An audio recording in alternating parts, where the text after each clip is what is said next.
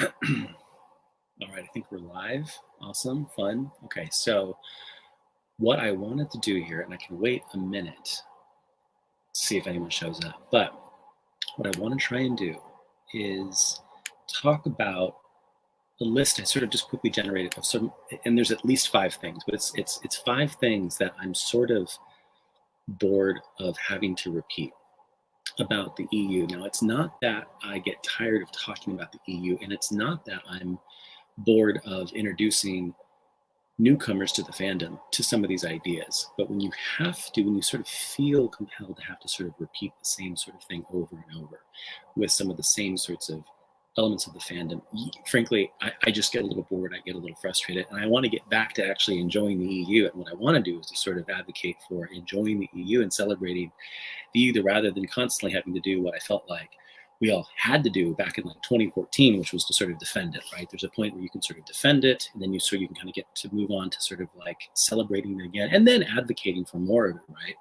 But I sort of feel like falling back on having to sort of constantly repeat some of the same things. It gets sort of tiring for me. It must get tiring for sort of others, and you sort of realize that at some point you're just sort of like feeding the trolls to some extent if you're having to sort of like constantly sort of talk about these things with everyone. So I just want to wait a little bit longer. It looks like someone's here. I just want to wait and see if anyone else sort of jumps on.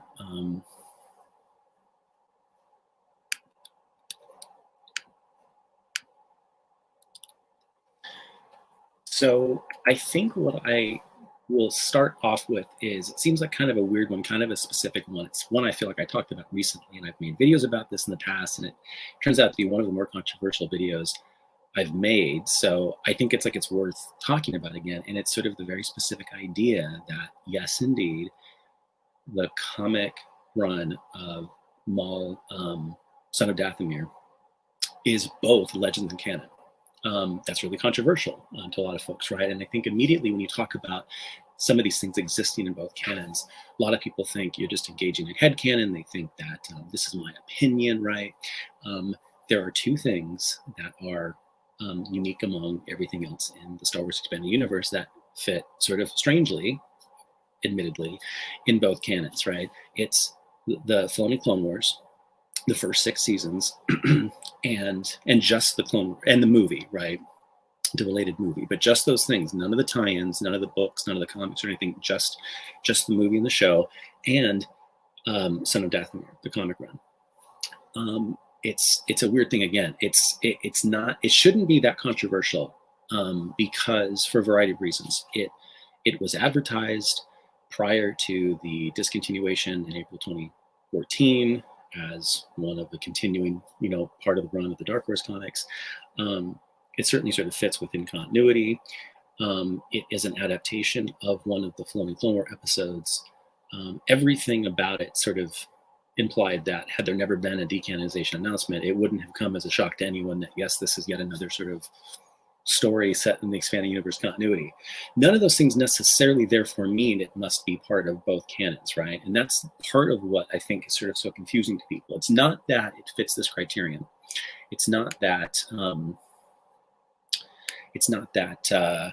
anything else that fits those criteria is therefore part of it too. Because if it did, you could say things like, well, anything advertised prior to 2014 that was published later that ended up being part of the canon is therefore part of both. And it's not, right? It's not like, Lords of the Sith or something, a book that we knew about prior to 2014 that comes out later that is part of the canon is therefore part of both because we knew about it. It really comes down to the following thing, and sort of relates to some of these other sort of points I'll talk about in a second.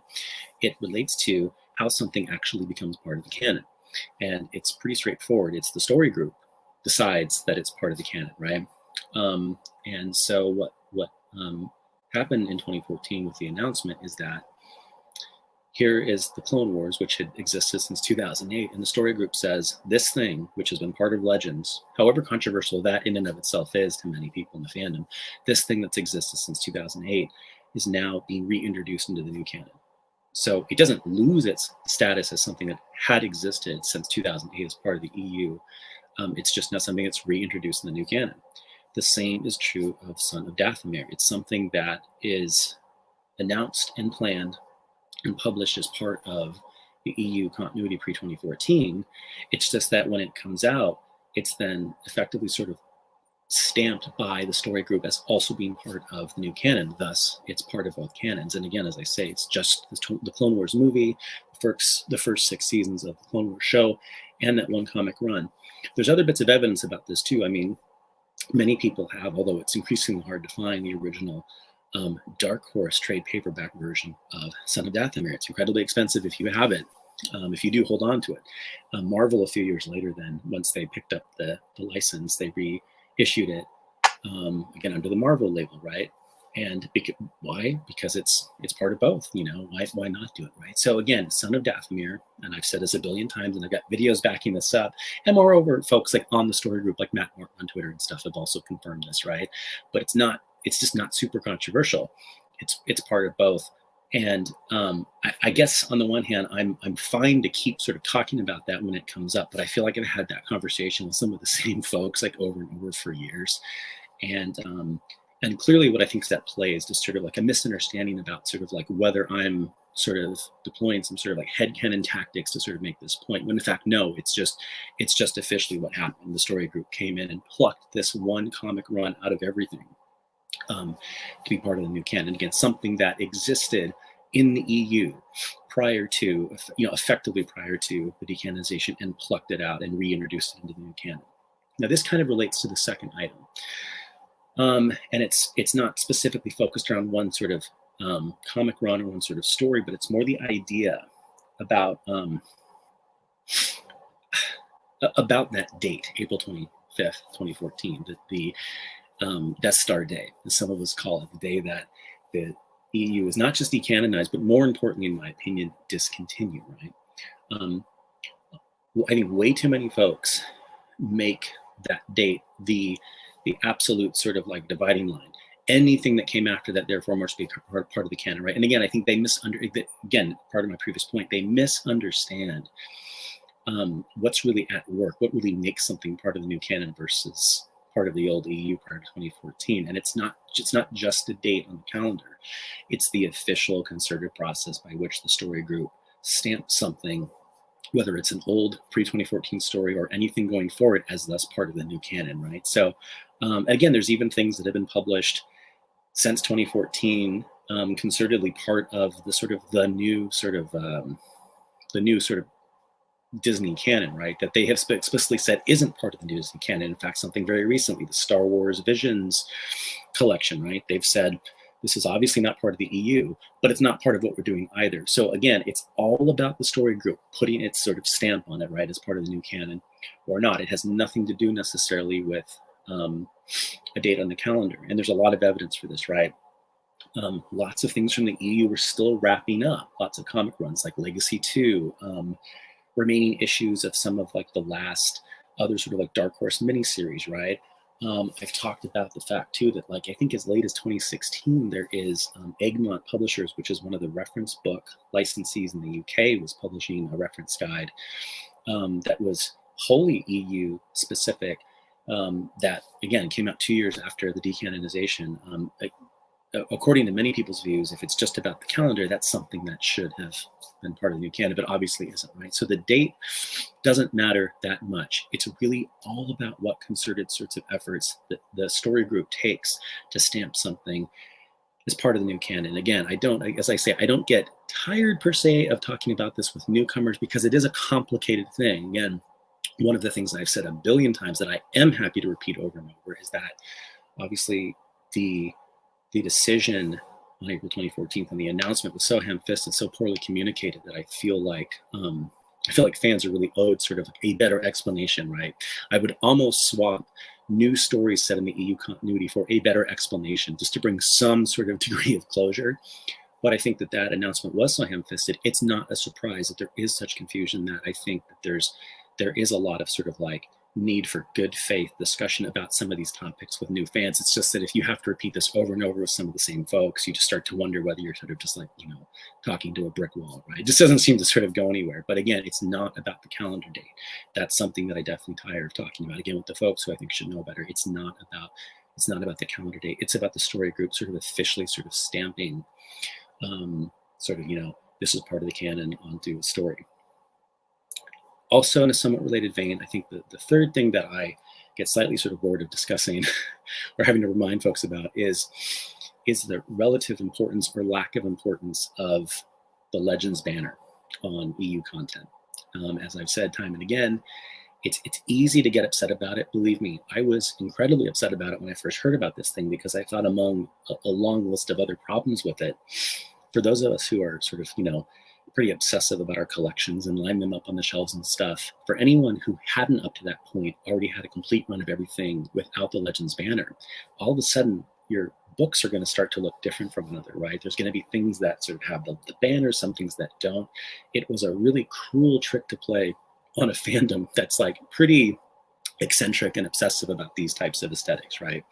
But at the end of the day, I think people have made way too much out of it. I think some folks have said, for instance, that, well, anything that doesn't have the banner must be part of the EU, and vice versa. They've said, well, some things that I think are EU don't have the banner, therefore this must mean it's canon, and that just doesn't make sense. At the end of the day, the Legends label is just a really clunky marketing tool that the licensing team at Lucasfilm and its licensees have broadly been asked to use to somewhat sort of distinguish those products in the market, right? But as we can sort of see recently, they don't actually do a really great job of doing this consistently. First of all, there are things like SWTOR expansions, right? Like new stories, new expansions to that video game. How are you going to put a Legends banner on a video game expansion, right? Doesn't make sense. I don't know how you would even produce that physically, right? So, okay, those things don't have it, but it's not part of new canon. It's part of Legends, right? And again, stuff, as per my previous point, coming out years after 2014, and it's not it doesn't matter, right? It's not about the date. So let me see here. So it's just a marketing tool. That's it. At the end of the day, it's just a big blunt instrument, right? And that's it. And we've seen recently with, like, say, the Ewoks and stuff like that. Hey, what's up, Alex? I sound louder phones. I do. I finally have some headphones in, so hopefully that's working better. It sounds like it is. We've seen with like some new shows and stuff. Is it Droids or Ewoks? I forgot on Disney Plus. I don't have it right, but they've been categorized now within that app as like vintage, right? So again, even the internal branding is off. It just goes to show how little the Legends banner really matters. It's just a marketing tool that's used somewhat consistently, but clearly not very across the board, and that's really it. Alex, if you want to join, by the way, feel free. I'll send you a link right now, actually, if you want to jump on. I'm curious for your thoughts about this stuff too. Let me see if I think I've got your address here. Let me send something to you. Just a second here.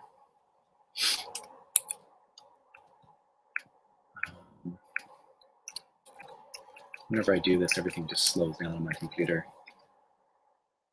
Let's see here.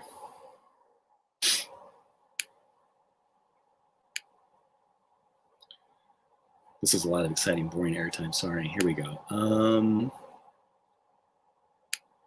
I am. If this ever pulls up. Here we go. Okay. I just emailed you. I don't know if you're free or not, but feel free to jump on if you'd like. So number 4. And this is kind of a biggie.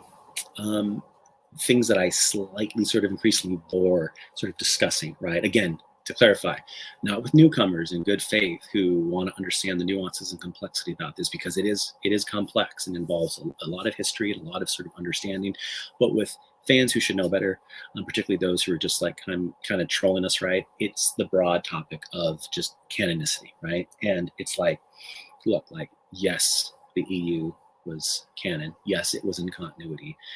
Folks from Lucasfilm Licensing, we've got just a dictionary of quotes from them sort of basically explaining that there came a point in the EU where basically the ideas of canon and continuity effectively sort of became interchangeable, right? Even though, as I've said a number of times, those terms don't necessarily always mean the same thing, there was a point in the EU where they started to effectively mean the same thing. Yes, George Lucas regarded it, right? But also, as I've also said too, that I slightly sort of tired of discussing, right? Like, you often get sort of critiques from fans of the new canon who say things like, well, if Lucas didn't care about it. Well, yeah, but guess what? He sold Disney and isn't involved in the new stuff. So by that logic, the new stuff isn't canon either, right? I mean, the thing that determined canonicity and the regard for continuity was really all about Lucasfilm itself, and not Lucas per se, and really nothing else but Lucasfilm and its regard for keeping the licensees basically on point. And obviously the fans held them to account, and many of the authors too really wanted to make this work, even when they didn't necessarily have to, particularly in the early days. But canon and continuity is really a result. And really, hey, what's up? Here we go. Let's add Hello. Alex. Thanks for joining. No problem. How's it going? It's going all right. I was actually just watching Lord of the Rings, but Oh, okay. I'll took you away from that. That's cool. Yeah. I'm honored. Well, I've been going through, I don't know how much you've seen, so I've been going through just a quick list of like the top 5 things that, and I hope it doesn't come off too snarky. I guess bored, for lack of a better word, of sort of having to constantly repeat about the EU, right? You know, from haters, from anyone else. What's on your list? Are there things at this point you're just sort of frustrated? Like, why do I have to say this again? Well, I don't know too much about everything about the EU because I'm still going through it, but I hear a lot of people mention Starkiller as a big reason for why the EU is dumb. And even though after watching Matt's videos and stuff and looking at stuff myself, I understand that the novelizations are always higher than the video game. So, which I haven't actually read yet. I've only ever played the video game, but Oh, cool. Okay. but it seems like it's an easy thing to understand. So I don't know why that keeps being brought up. Yeah, that does feel like an increasing like talking point from haters and stuff. Yeah, and yeah, that's a good point to remember. And there's a lot of things like that. Like I really like the books, by the way. I think they're really good. I know Matt's a big fan of the comics. I think in particular for the first one, because it sort of takes like a different, is it the first or second? I forget. It almost takes like a different perspective actually on the story. So it's not just a direct adaptation, but the books I really enjoy. They're one of the ones, like for a variety of weird reasons, are some of my most reread EU stories actually. But there's another really good example of this too, which is just the micro series, the Tartakovsky Clone Wars, right? And I think a lot of folks say, well, like, you know, when like Mace Windu is just like utterly just destroying with just the flick of a hand through force powers, just like entire armies in the battlefield. You go, well, this seems kind of overpowered and silly and cartoonish, and you're like, well, it's a cartoon, yeah, exactly, right? You know, and so I think you're sort of granted some of those liberties. Alternatively, by the way, you could actually, in that case, you could potentially say, well, no, maybe the whole point. I think it works both ways. You could say, no, maybe for a brief period of time they were that overpowered, the Jedi, and this is what clouded them to, you know, the dark side, right? They were starting to sort of give it in ways, you know. I mean, so it's works both ways. But no, it's also, really isn't it with Mace Windu, the way he used the Force was also that he was kind of tapping into the dark side, so that could also help explain why he's so powerful. Totally. So yeah, totally. Yeah. I think that whole, I feel like I've said this recently, but I feel like a lot of other people have said it too. It's not super original to me, but I feel like that whole show does a really great job of explaining why, you know, why everything happens to the Jedi and ultimately the Republic, right? I mean, their downfall is sort of, you know, it comes alongside that, because it's like they keep, and Anakin in particular in that show, right? And that's what's so important about it, to explaining what happens by Revenge of the Sith. It's like he keeps doing all of these things that effectively tap into the dark side and is constantly praised for them, right? You know, he's saving people, he's saving the galaxy, you know, he's going through his trials and stuff. And why wouldn't he take, you know, Sidious's or Plagueis's, or not Plagueis, why wouldn't he, let's just say Palpatine, why wouldn't he take his sort of offer to, you know, trade some stuff in order to do good, to save his wife, right? Why wouldn't he do that? He's been learning all these sorts of things all along. So anyway, we got some folks jumping on here. Let's see who. Well, that's true. I mean, yeah, it doesn't really matter as long as it's enjoyable. I think that's true. I mean, where that only breaks down slightly is if, and I feel like there's sort of three sort of like activities in the fandom at the moment, sort of like at the meta level, right? It's like we spend a lot of time defending the EU, right, from haters, right? We just sort of feel compelled to stop and have to say, look, I guess I got to put down my book again or my video game. I got to talk to some guy. I got to try and explain, you know, get in some sort of fruitless debate. So we got to defend. I think we've got to celebrate, though. And I think in some sense, Ethan, this is where this comes down to, where it's like, look, let's just celebrate. Let's enjoy. Let's read. Let's play. This is fun. It's supposed to be fun. But there's the advocate side of things too, right? And it's like at some point we want more of it, and I think this is where we can't help but then get defensive again, because we have to go back into the trenches and start sort of arguing with folks, right? You know, it's unfortunate, I admit, but yeah. Yeah, I would agree with this as well. I really like this. Yeah. I will admit though, I mean, yeah, it's like there are things about the video game that like occasionally, again, you do have to, I will admit, as a fan, you do have to remind yourself it's just a video game. It's just a video game.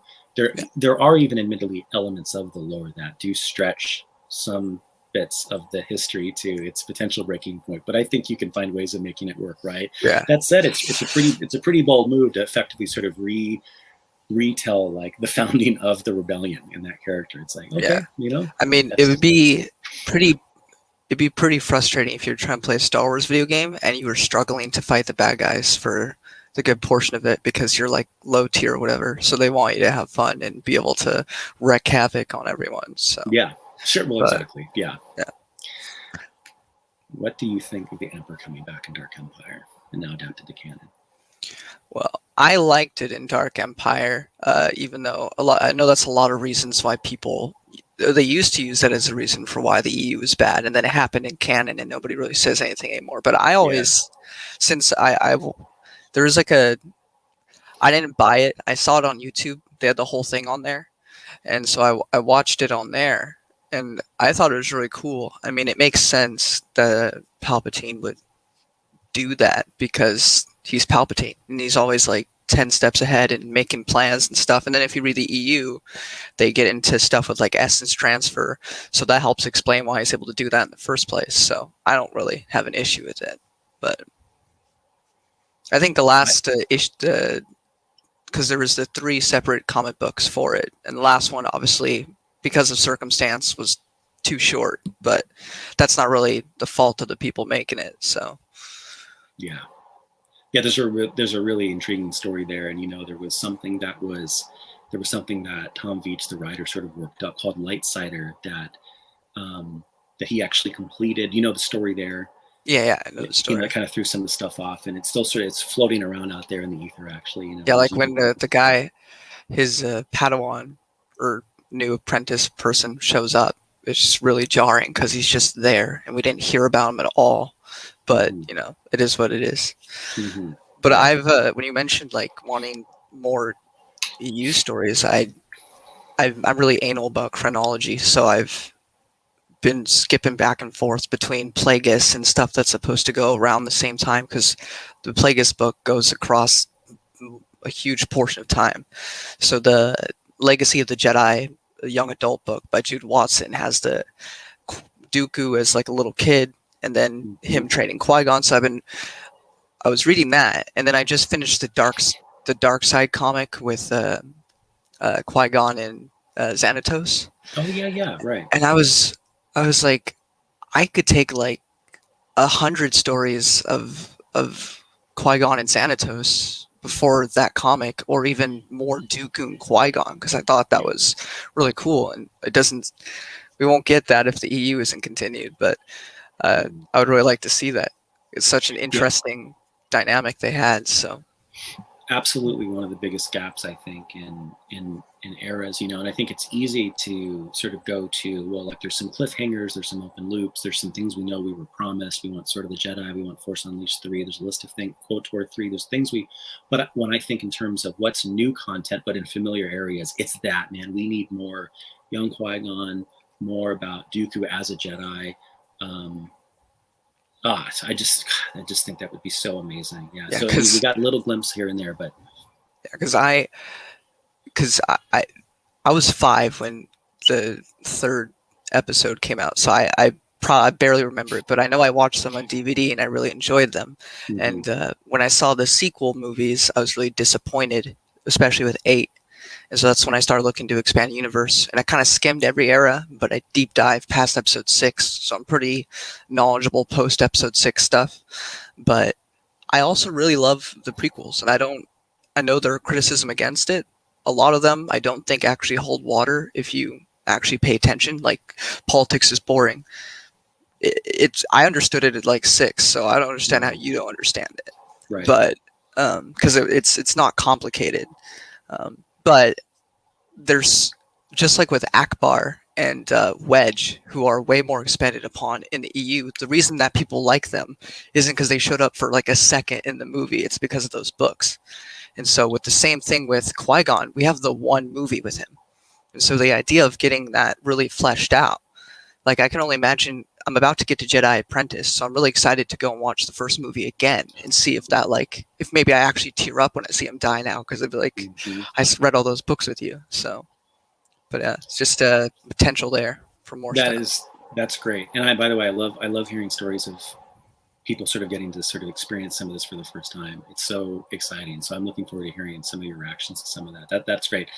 It's a weird thing to say, but I hope you do cry when it happens. That would be really super cool. That's such a great series, and I like the prequels too, by the way. And I've made this point. I mean, it's funny. I was nowhere near 5 when the last one came out, but I really like those. And then, in some ways, it's sort of fashionable to sort of say, particularly as like an older fan, all the new ones are bad, or by the new ones I mean the prequels, right? But I can compartmentalize pretty well. I mean, I have to be objective. There are things about them as movies that if I were a filmmaker, I probably wouldn't do. There are things that there was different ways I would direct them. There's different dialogue I would. There, by the way, there's even radically different things I would do with the story itself. But you know what? I like all this stuff, almost like a chronologist, like you said, because to me, it's almost like it's real. And I'm not reading, when I'm reading a comic or an EU book or something, I'm not just like deconstructing it as literature. I'm trying to sort of just understand what's happening next, right? And so that's why I'm so grateful. I don't care what people think about the prequels as films per se. I care about the story, right? So it's like, yeah, every glimpse of one of these new characters, I want more, right? And I'm so glad that we got them, right? So when people sort of turn a lot of the prequels into just a bunch of memes, and they turn it into, when the only thing, it's really sad when the only thing that mainstream Star Wars fans know about the prequels is that, like, I don't like sand, or I have the high ground. That just really bums me out, right? There's just so much more there. And that sand line is taken so out of context, because if you watch the scene, of course it's cringy. He hasn't talked to her in 10 years, and he's been with the Jedi who tell you not to feel emotion. And so she's talking about her homeworld, and he's talking about his homeworld and why he hates it. So in the proper context, it's not stupid. It makes perfect sense why he says what he says. But anyway, sorry. No, I feel like more and more people from all generations are starting to pick that up. And I mean, enough times past where they're able to sort of like not have to just join the consensus and say the fashionable things and go back and really re-experience those. And I've found, I've said this before too, I mean, it's really shocking to people, but I think of the sort of the first 6 films, I mean, the one that I probably rewatched the most, certainly in the last 10 years or so, has actually been episode 1. There's something that's very enjoyable about it.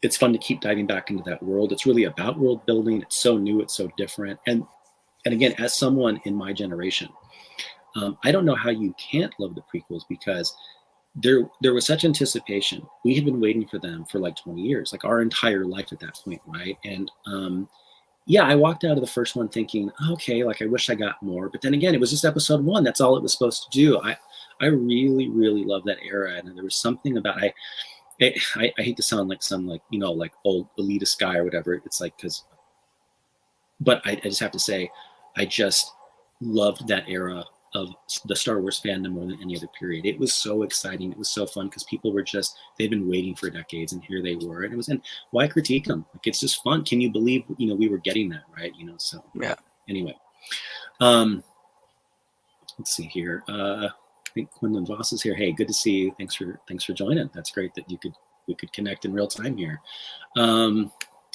See SEMA stuff particularly. Yeah, I mean, absolutely.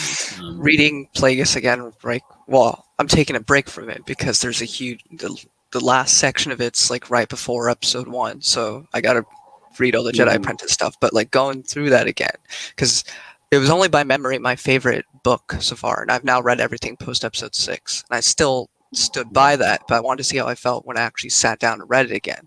And it's so good. Like, sometimes, like, I'm listening to Plagueis talk and it sounds like poetry. Like, the writing in that book is so good, and I love the politics that they bring into it. It reminds me of like I don't know, Star Trek when it got political, and not political in like the real world sense, but like the world politics, and then all the stuff with just focusing on the apprenticeship between Sidious and Plagueis is just really interesting. Getting to see the greatest villain of all time who is the villain of all 6 films, the true villain, who has no remorse about being evil. He's just evil and he enjoys it, and that's what I love about him. And we get to see more of how he became that. I mean, he was already kind of that always bad from the book, but you could see the circumstances that kind of shaped him into that, and I love that. And it's going to make episode 1 going through that again so much fun. Absolutely.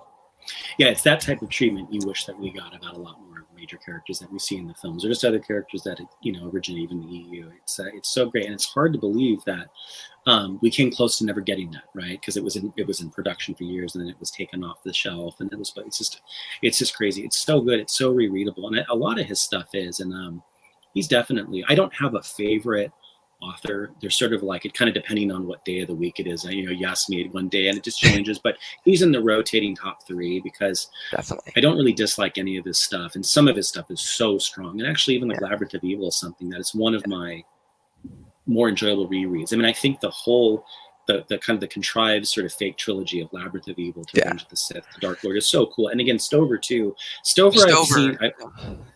I love his stuff, but he's like increasingly divisive among some fans. Some people go, I don't like Shadows of Mindor, I don't like that, the other. I think Stover is just phenomenal.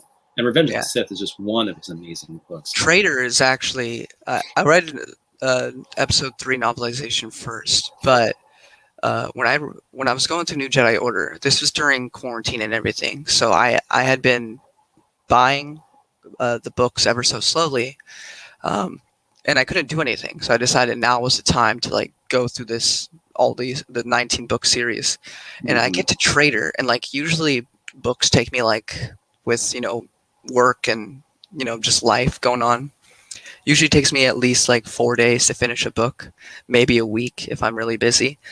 But I chugged through Traitor in a single day. The 2/3 of it, 2/3 of it is just dialogue between 2 people, and I loved it. I got to like the midway point, and I realized I had been reading for like 2 hours or 3 hours. And I was like, how did time fly by so fast? But I absolutely love that novel, and it's so crazy because I read Young Jedi Knights, and I like Jason. I like that he was a funny kind of kid and stuff. And then I got to the first half of New Jedi Order, and he was so annoying. I hated his like reluctance to do everything. I was just like, just do something, man. You're too hesitant. And even Han called him out on it in one book, and I was like, yeah, Han, you tell your son that he's being stupid right now. And then as of Traitor and afterward, he became my favorite character post episode 6, next to Kip Durant. But so nice. That's awesome. What's funny about that is I feel like a lot of times when you're thinking of some of these big authors, people sort of like they hang a lot of their opinions on some of the standalone books. People forget to sort of like evaluate their works in these larger runs. So I'm glad you pulled out Traitor, for instance. That's cool. This is it's so true. It's so true. People expect someone who's basically in training as a priestly monk, right? To sort of so it makes total sense to me. I see girls all the time, and I'm still awkward. So I'm surprised he did as well. He got with Padme. Absolutely, yeah, and good for him, by the way, for doing that. So, man, I mean, let's see here. But I mean, again, I think, I mean, it's great. There's just an increasing sort of like new emerging consensus in the fandom that like, look, like the prequels work, right? And they work sort of as sort of designs, and we don't need to sort of go out of our way to make sense of them. So this is interesting. So reading Lucino's work, he's noticed a tendency of referencing the sort of the OG Clone Wars. Kind of wish he made a book depicting the first volume. So what's really interesting about this is, and I've talked about this in a previous video, there is a guy I know through Twitter, great guy, Mike Fessler. People should follow his stuff. I think he's just on Twitter. That's not true. He has a YouTube channel that I think I partially nudged him to create. He's got one video where it's sort of like a brief tour of his amazing Star Wars collection with Mike Fessler on Twitter. He was actually working with Lucino prior to decanonization on what would have been a new reference guide to the clone army of the Republic. And so, Lucino was way into this stuff and had lots to say and was really working with him to convince Del Rey to make this happen. And so there's probably just like reams of stuff that Lucino had ready to go. And so it's a very insightful comment here, and I really wish we'd see more of that. Mike has he's shared the like the mock-up cover art of this thing, and I hope someday he's going to find a way of at least self-publishing or making it available. But it's something that would have probably, in theory, come out as part of like an e-reference guide that I can't wait to see again with Lucino's help to boot.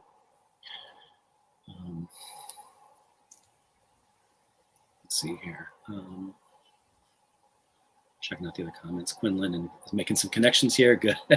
Let's see here. So who are some of your favorites, Quinlan? So Denny, of course, yeah. Again, another guy who, and I don't know, Alex, have you picked up on this? I'm sensing that like fans who are newer to the EU seem to not like Denny. I'm picking this up. I mean, I always thought he was sort of pretty high up on the pedestal there, and it just seems like a really divisive figure. What do you think about that? Yeah, I've seen like Quality Autism. Noah, yeah. I've seen him handle. Because like everybody talked about like Star by Star being like this great thing. I read it. It wasn't bad. It wasn't my favorite of New Jedi Order, but I don't know if that's because I didn't think he was as strong of a writer, or just because, and this may have been intentional, I just felt so down.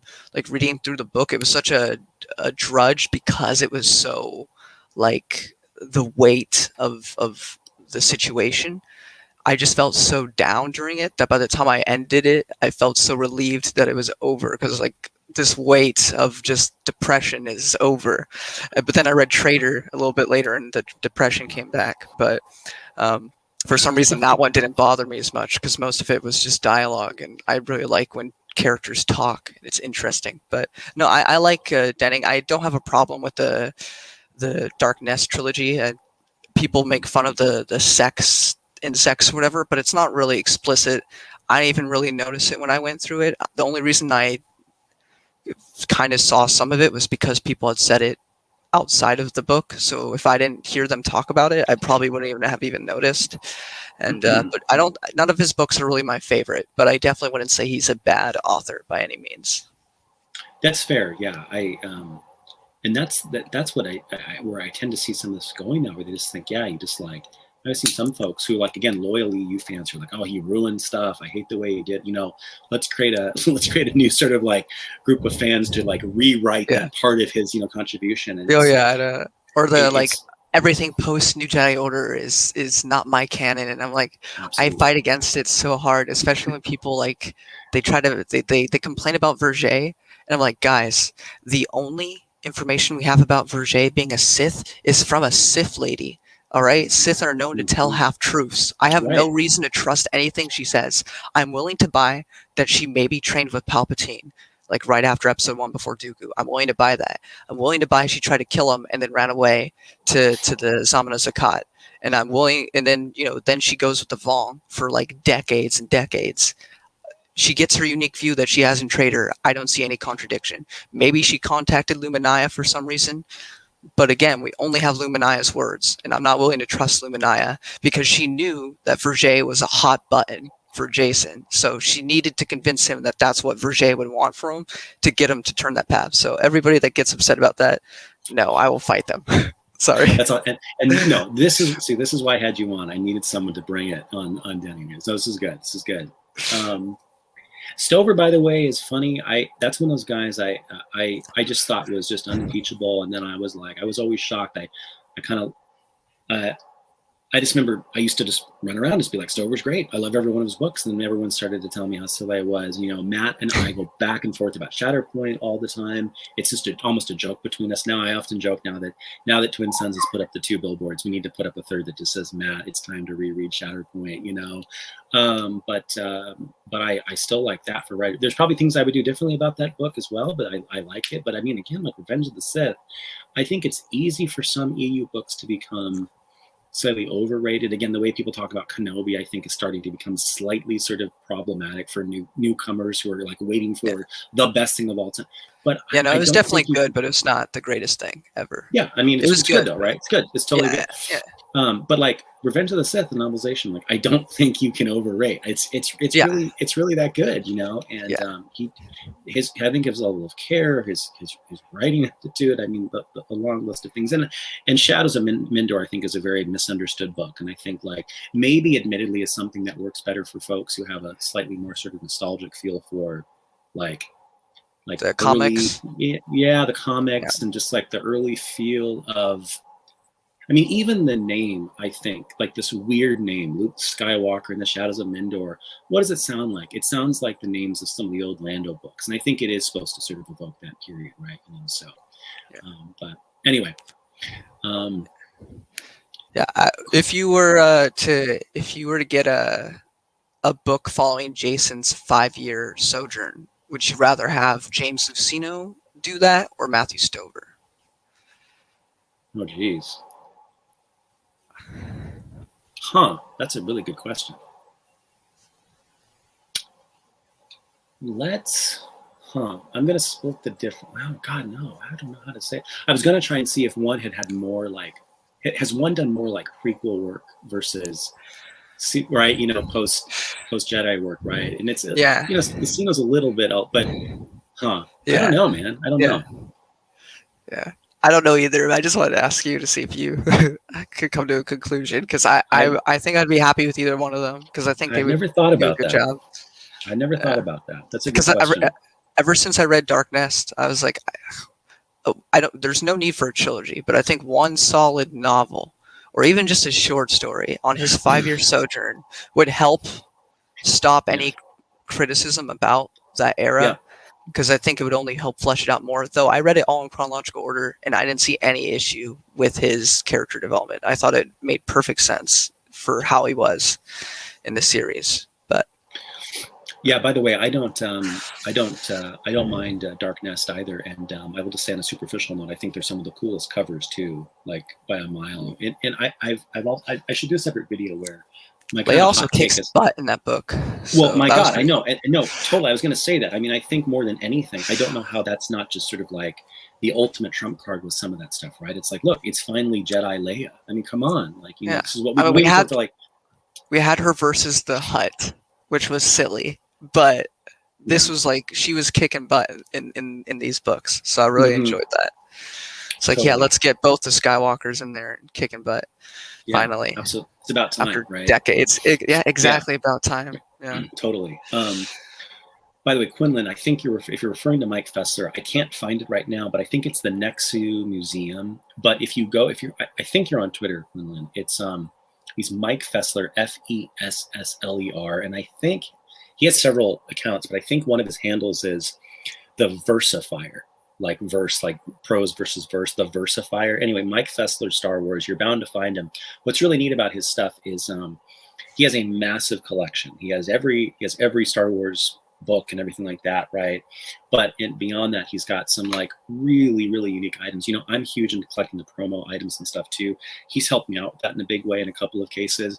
He collects that stuff too. But I know Ahsoka isn't everyone's cup of tea, including mine. But I will say this. He is maybe the world's biggest Ahsoka collector too, in addition to tons of other things EU, right? He has no love for the new stuff. He's all about pre-2014 stuff. He actually submitted his collection to the Guinness Book of World Record to say, I have the largest Ahsoka collection. And they were sort of like, well, this isn't really a category we do, but we're like, you're probably right. You probably got it. So that's kind of a cool little feather in his cap.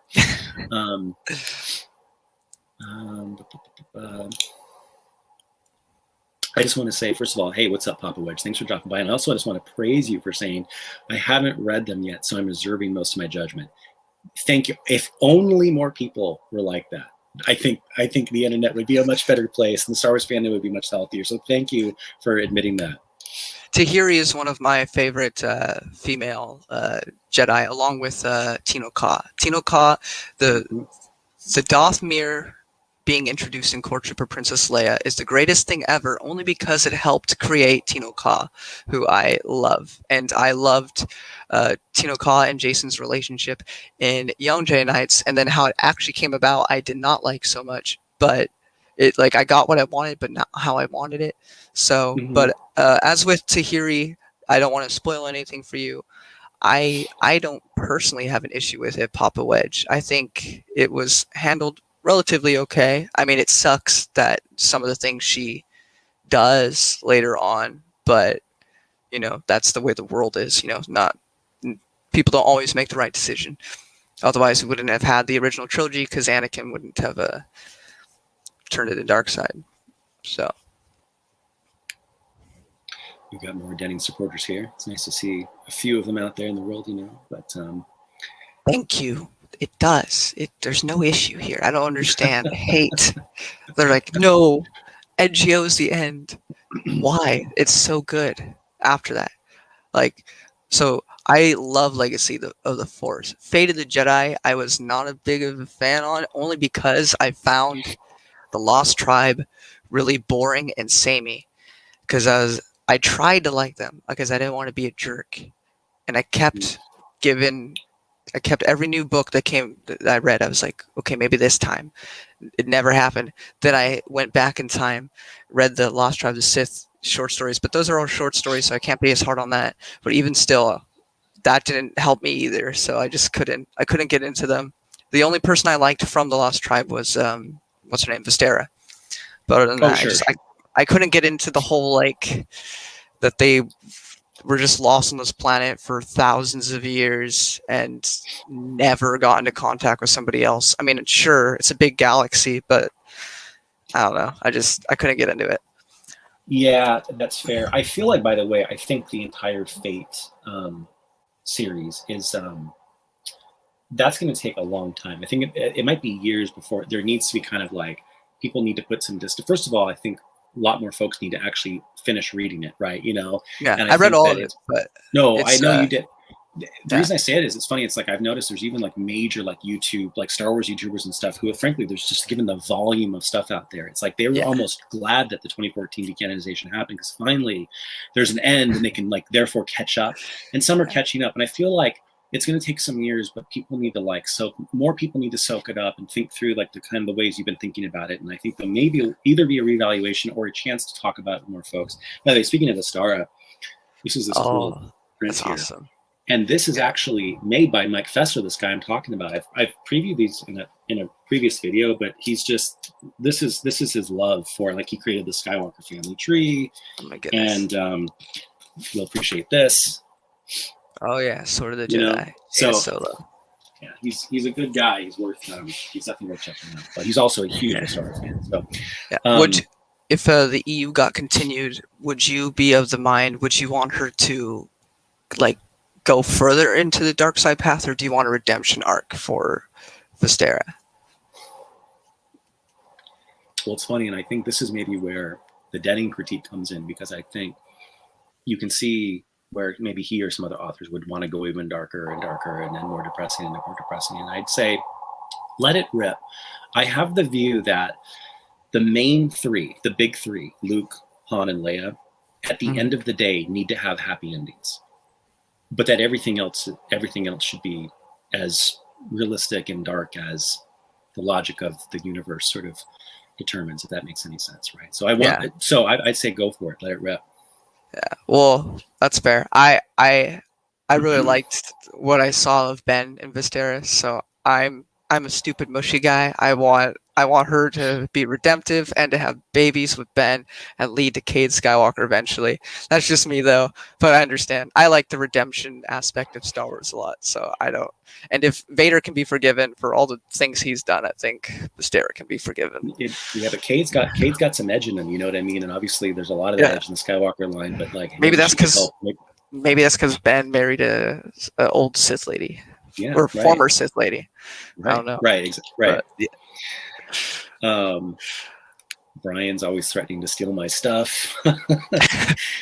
And he should be careful because mutually assured destruction, because Brian has something I don't, which is that incredibly expensive, incredibly awesome Queen's Gambit board game. Do you know about that? The episode 1 board game? No, I don't. It's so amazing. It's basically it's a board game that sort of centers around like I think, Brian, correct me if I'm wrong, kind of like the end battle of Thebe, and it's this like amazing like 3-dimensional board game where it's like stacks and multi layers, and it takes like 25 hours to play or some crazy thing, but it's That like sounds. it's like $500, you know, like Oh my in goodness. bad condition type of a deal, you know, but really cool stuff. Yeah, that sounds really cool. Oh, let's see if it does or not. I don't remember. Oh yeah, that was I a don't know how big far. thing. Let's see what he thinks. Let's see.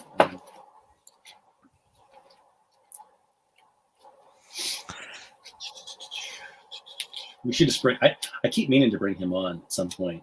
It's just been hard to find time. But he'd be a lot more interested in some of the stuff than me. You know what? Unfortunately, wait.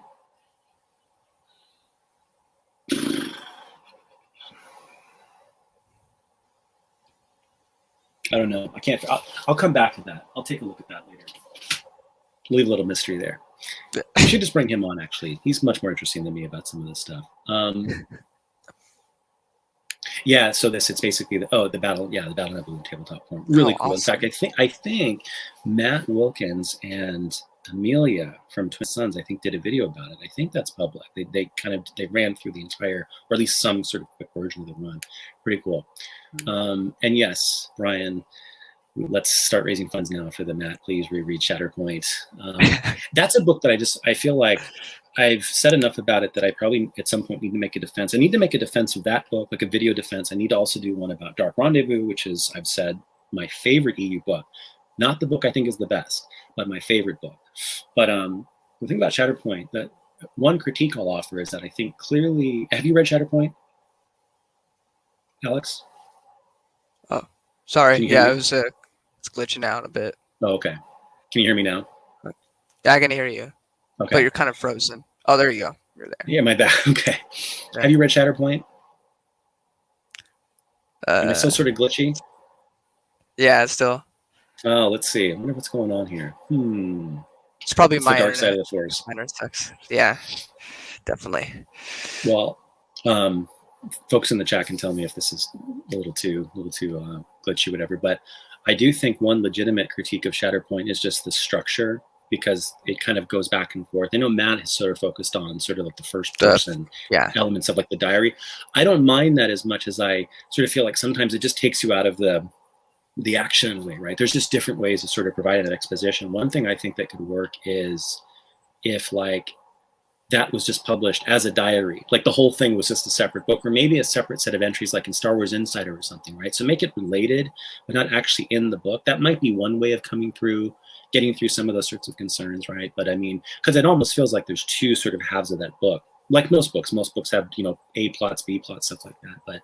But I think that it's such a necessary book in the way that the micro series again tells a story, like we were talking about earlier. It tells a story about how like war is bad and war has consequences, right? You know, and the Jedi fighting this horrendous total war for years probably has an effect on them and their order and the Republic.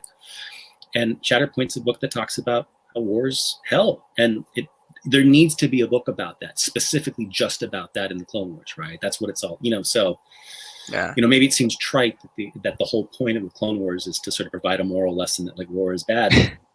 yeah. Stover did it, you know. So, and then doubles down in Revenge of the Sith on that stuff too. So that's my defense there, you know. I'd say, by the way, really briefly, my defense of Dark Rendezvous. Which have you read that? I'm still glitching, aren't I? Shoot. I heard Dark Rendezvous. That's what you said. Defense of it. That's what I heard. Have you read it? Oh man, this is too bad. We should do some sign language or something. Shit, it's just. I feel it seems like it's coming through for some of the folks in the chat, but I feel bad. Maybe it's me too. Well, I'm not sure. I can hear you now, though.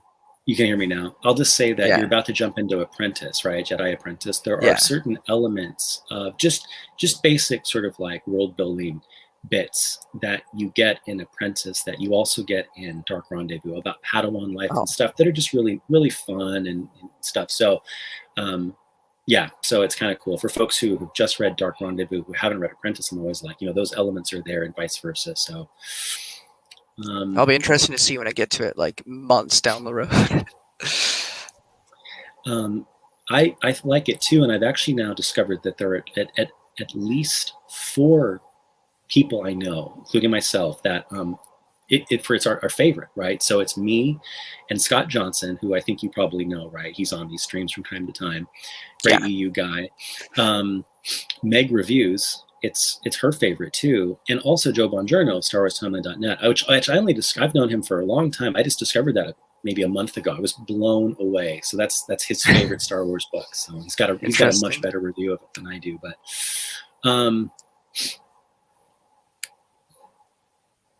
well, yeah, there's definitely some issues there, and I think that I think it's a shame. There's they've just republished Shattered Point as the first wave of the Essential Legends collection, and I probably think it's the only one that will be getting that treatment for a variety of reasons, including some of these just like really confusing continuity questions. It's too bad. Yeah. Yep, absolutely, right down to basically throwing out the idea of even writing a direct novelization of Revenge of the Sith. Right, he said from day one that's not a novelization; it's a work of expanded universe.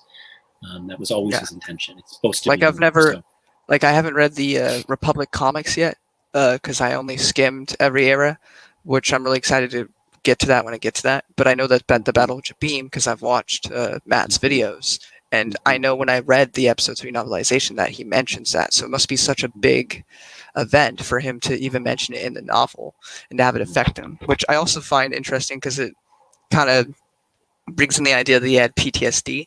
So you bring his mother's death on top of Yaddle's spoilers. I mean, I haven't read it yet, but I know that she goes away. I mean, she's not in episode 2, so something must have happened to her. But from what I understand, there's a relationship he forms with her too. So you get a relationship with that person. She goes away. Your mother dies. You go into this big giant war. You get PTSD from that. Then you are worried about your mother or your wife dying. All that stuff helps build upon why he makes the decisions he makes, and I really like that. Yep. Oh yeah, no, right, exactly. Major consequence for a variety of reasons, and this is a recurring theme in Star Wars. The big wars really matter. It's also true with have you read the why am I blanking the Hyperstark War? Why am I blanking about which run that's in? I think that's I think that's the early Star Wars run before it became Republic.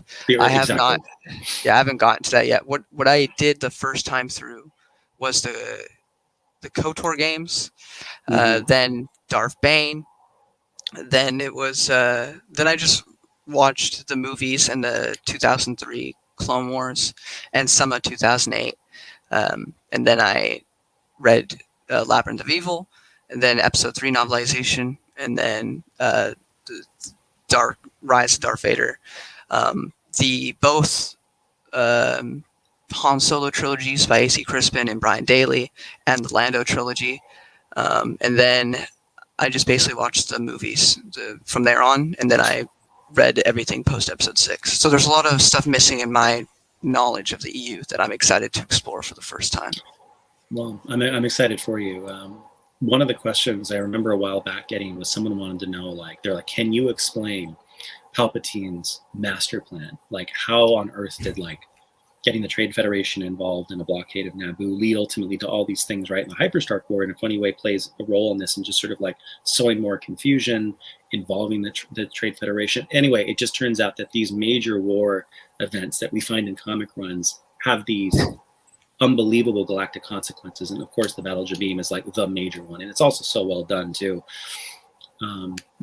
as a story. But Quinlan's asking about the RPGs. Yeah, and I'm curious, Quinlan, if you've been able to track down any more. I sent him a long list. Maybe you've seen some of his older videos of mine. I'm pretty obsessed with this really obscure sort of area of Star Wars collecting, right? There's about 170 or so non-Star Wars magazines that have EU, sort of pre-2014 EU related sort of game supplement content. Some have really in-depth stories and character development and stuff like that. Others are just sort of a paragraph, but they're really important. I'll get to them someday. I effectively have about 170 videos sort of ready to roll out, just sort of reviewing each one. It's just a matter of time and getting them all there. And I actually like to develop a larger resource about those because I have two things I've had to do, which is to sort of convince people that they exist and then convince people that they matter. because there's still folks who go back and forth about whether they're really canon or in continuity and stuff. Unfortunately, a lot of the paperwork's lost. When Leland Shee came along, and a little bit after 2000, sort of created the new hierarchy system, a lot of that stuff just got sort of very haphazardly thrown into S canon, even though I don't think it belonged there. And slowly over time, some of it's been elevated, but some of it's just been relegated to the dustbin, which is really, really untenable.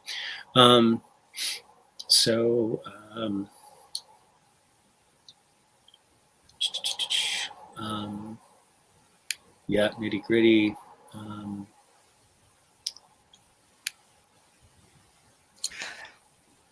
Yeah, the Legacy series was awesome, so I'm excited to get that art style again in the Republic series, because I've been missing it with some of the comics I've been reading. I like Tales of the Jedi. Don't really care for the art though, except for Redemption. I like the Redemption one. I also like Redemption in general. It's my favorite of the Tales of the Jedi, but yeah, none of them have been as detailed as the Legacy comic. So, but I know that the Republic comics are, so I'm looking forward to seeing that again. Mm-hmm. People keep mentioning this. I'm seeing the chat. I don't know if I misstated the name of it, so if I did, I apologize. But yeah, Stark Hyperspace from Republic. Yeah, definitely, that's what we're referring to. Yeah, I think that happens shortly after episode 1, so that's definitely why I haven't read it yet, but I will.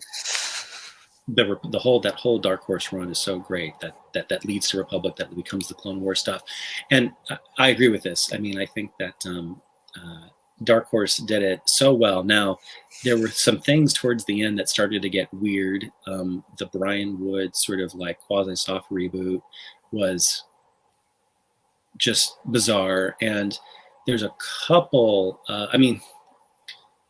I'm a bigger defender of there's about 4 Darth Vader miniseries right towards the last couple of years, and I like a lot of them. I think Ghost Prison's really good. There's a couple that are really strong, but I defend them more than some do. But again, I do remember the feeling of going into the store again and seeing yet another Darth Vader miniseries and just thinking, geez, how much more of this can we get? But then again, the full record of Dark Horse is pretty hard to match, so totally. I mean, but it's sad. It's one of these things where it's like, what is it about Dark Horse that made them special? I mean, the editor who was involved for years is just retired. He's gone. So it's like, what are the what's the special ingredient, Delilah Blue.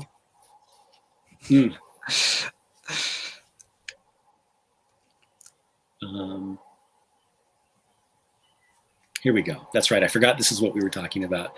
The thing I'm always tired of annoying people is that Luke wasn't a perfect student. Absolutely. Yeah. Mm-hmm.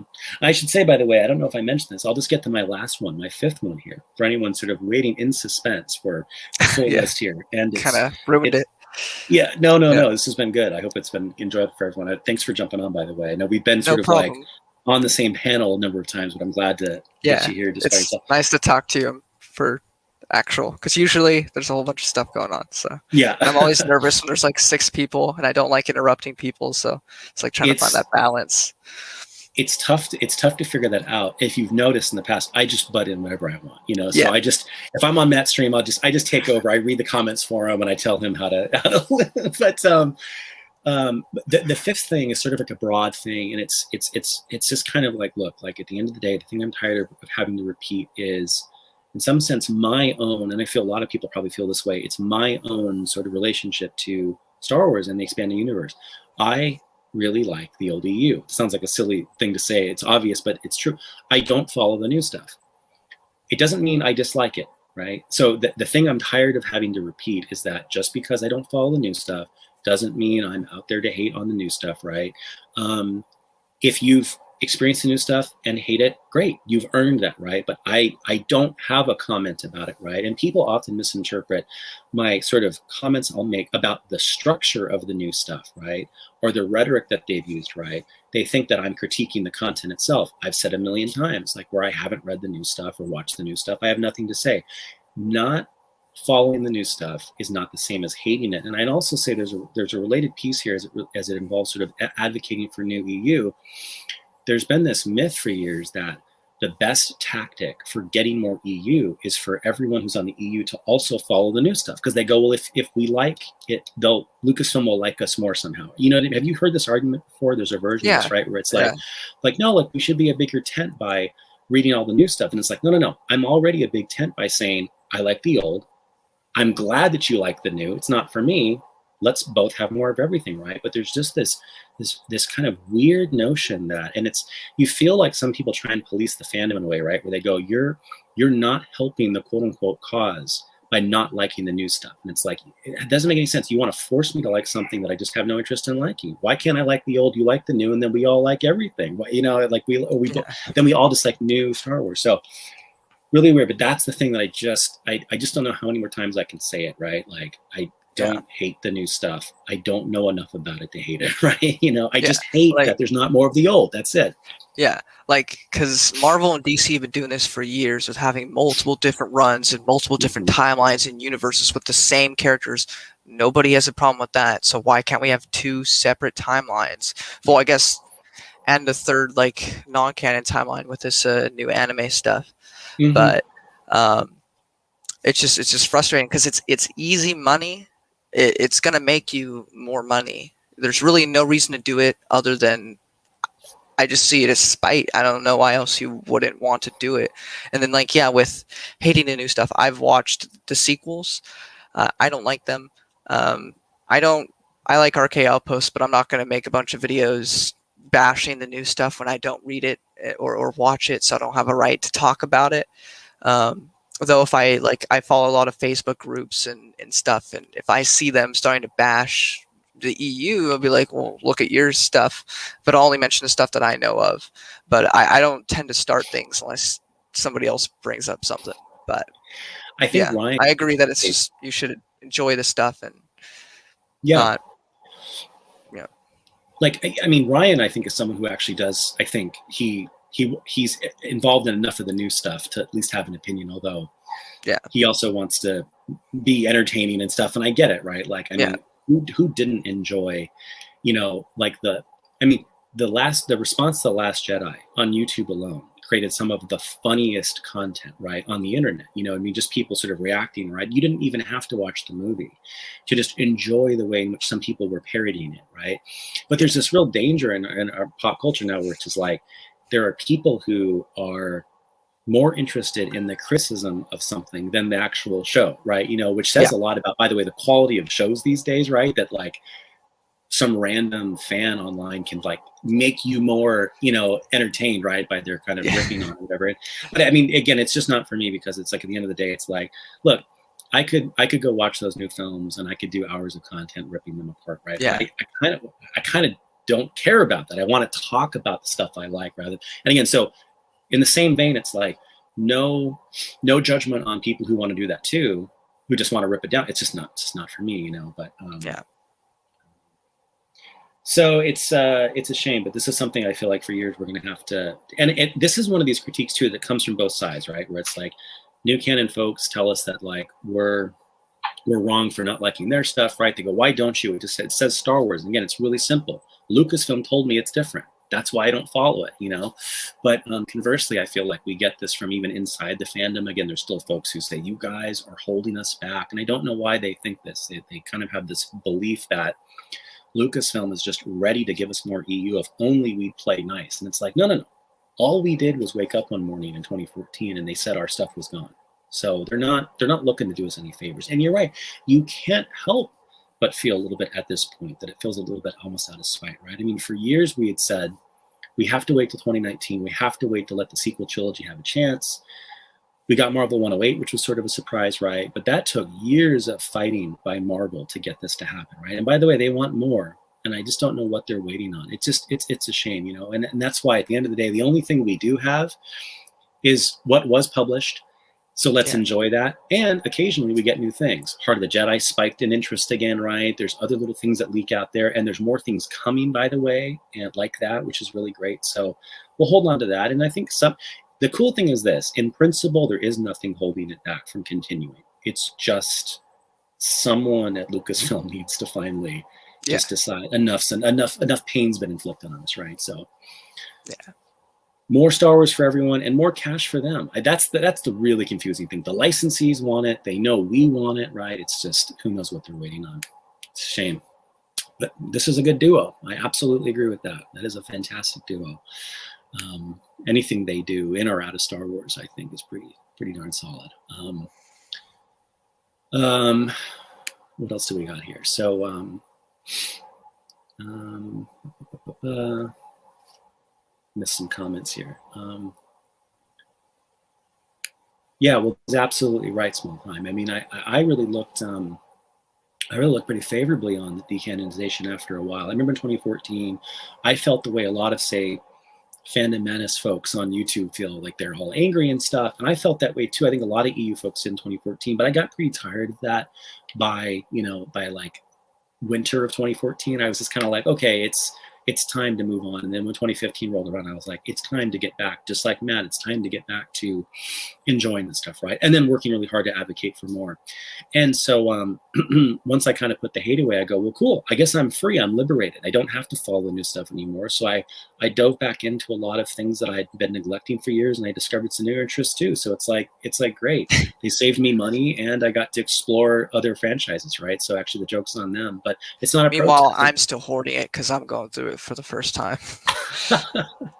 Yeah. But yay me, because I get to experience for the first half.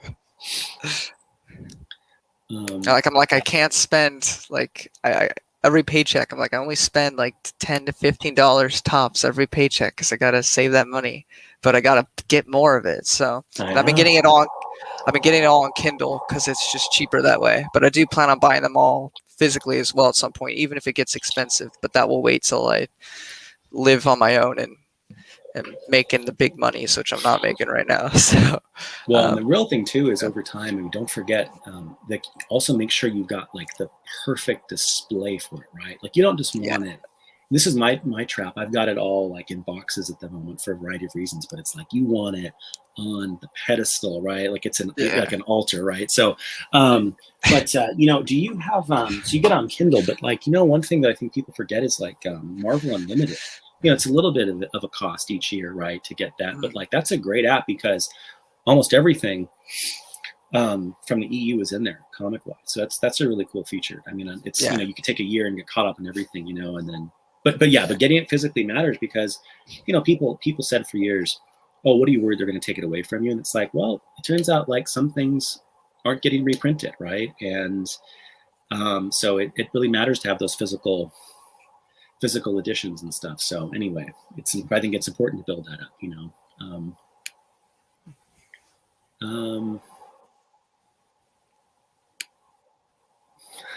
it may be ending soon, but we'll see. But good, thanks for stopping by.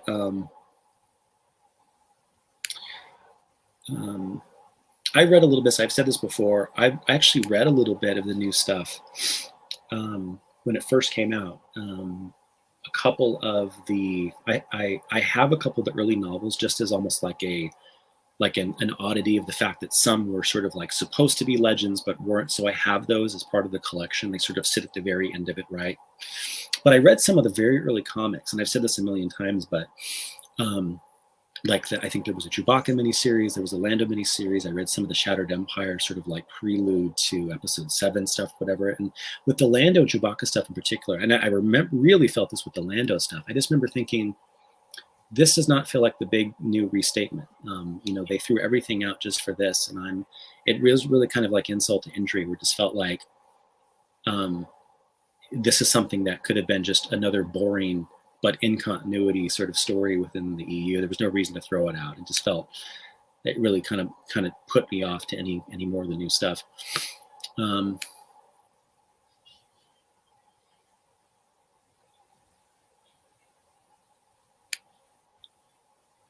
I think that's right. To go back to Archie Outpost, I think that's absolutely true. I think a lot of folks on YouTube, I think, just take an opinion and run with it and make the same video 1,000 times, right? I think he actually believes this stuff, and he's actually pretty entertaining and pretty formative about the rants he makes. What I appreciate about Ryan is that when he comes, say, on Matt's channel, he knows his EU, which is the only thing that matters to me. I don't care what his opinion is about like Captain Marvel or Brie Larson or anything like that. But when he talks about the EU, I think he knows what he's talking about. Even if I don't always agree, he knows what he's talking about. So, I like Akbar and Winter, which completely went over my head until I mentioned it, and then I yeah, can't unforget it. Like, oh yeah. yeah, it was kind of like that. I didn't even think about it at the time.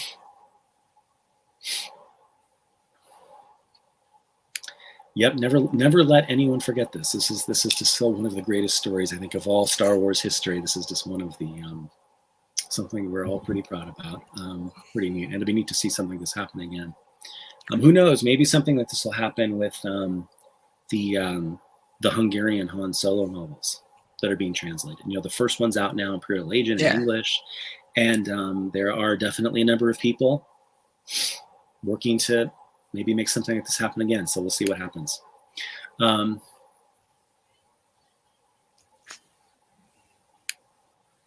Yeah, I mean, fair enough. Look, I mean, I should say this is almost like, this would be like 0.6 that I'm tired of repeating, right? Which is like, I'm on lots of panels. I'm part of a broad fandom of EU fans. And so what that sometimes means, you're guilty by association sometimes, right? Like, and I think that there's lots of things that happen online I don't agree with, that I oppose and I am against.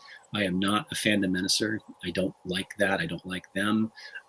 But again, when I have personal conversations with Ryan on a panel about the EU, it's great. So that's all I can say, right? I don't support anything else he says about Captain Marvel, whatever. I don't care. I don't care what people's opinions are about that. I'm interested in the EU, and as far as that goes, it's mine. Now, does that mean I'm guilty of then, I don't know, via guilt by association, making the fandom or community worse? If so, sorry, but again, I can compartmentalize life as an EU fan, and I've said multiple times sort of what I do and don't believe and support, right? So I'm not a fandom menacer. I love the EU, and as a Big Ten, I'm more than happy to let anyone in who wants to talk EU. The second they talk SJW, Captain Marvel stuff, I get bored, right? So that's just my view. Yeah. Yeah. I just don't like Captain Marvel movie because a cat cut his eye. Cut Nick Fury's eye out. I'm like, well, that makes you not as cool as I thought you were. But other than that, I could care less about that. It's like, yeah, I mean, I don't necessarily disagree with some of Ryan's opinions. I'm just not. I don't feel the need to shout about it. Yeah, and by the way, the joke is sort of on a lot of the haters, I think, to some extent, because it's like Ryan and a lot of those guys are really brilliant. They've turned what is just sort of like this small hobby into a really successful side hustle, and in some cases, like it's like a full business, and it's like, I don't know, more power to you, right? I mean, it's like they forget that fundamentally these guys aren't like, they're not like warriors for truth and justice. They're selling their time, they're selling their brand. It's the fact that all this exists in this sort of like social media space, I mean, people have forgotten the joke. They're just trying to get attention. And I'm not saying that he's manufacturing opinions, but he's trying to get you to watch more of it. He's going out of his way to be extreme in the presentation and stuff. All these guys are, right? So like, I always assume he's never as actually angry as he is in his videos. Like, it's always toned up. He's acting and doing a good job of it, but he's not actually that upset about it. And again, I hope if he watches this, I'm not saying that he's fake. Again, my point is, it's like, not me either. The joke is on people who think that like Geeks and Gamers is trying to start a political movement or something. No, like, that guy is just trying to make dough, and good for him, right? I wish I could monetize this, right? But I don't care enough to make enough videos to sort of get, I want to talk about what I want to talk about from time to time. But again, when you see Ryan on Matt's podcast or something, he's much nicer. Yeah. Toned down.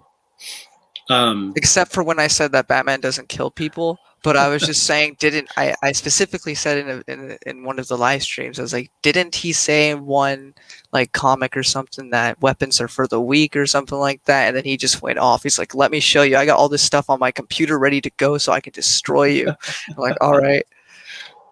But it was cool.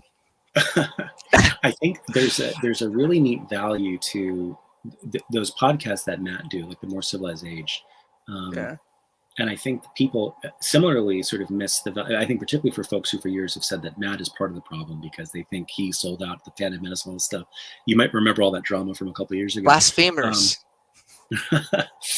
That was the weirdest period of time because I remember I was getting dragged into that too, and people were like calling me a sellout, and there was like a campaign to like boycott me, and all because they thought I You was a guys fandom seem so minister. nice. I just don't understand that. Well, it's weird. I was out there every time saying I'm not a part of this. I don't support this, but they didn't believe me, right? And it was just that weird period of time where it was like there was just no debate happening. It was just this weird sort of thing. Again, the same people who don't sort of get the joke of the fandom menace that it's just about sort of monetizing social media sort of side hobbies. It's they don't appreciate, I think, the value of, say, like just taking that one example, that Matt podcast, which is like, look what happens. You take someone like RK Outpost, who on his own channel is bigger than life and is ranting and everything's a dumpster fire, blah blah blah, right? Catastrophizing everything about pop culture, but he comes into the EU Big Ten, and what happens? Calms down, Yeah. chills out, and talks about real stuff, right? And I think that that's, to me, that's proof that there is something about the EU community that is positive implicitly, right? And when you just focus it on this stuff, good things happen, right? You know, and so anyway, Definitely think this is a good community. Like, I disagree with Noah 100% on post New Jedi Order content, but he seems like a really cool guy. So I wouldn't speak ill of him.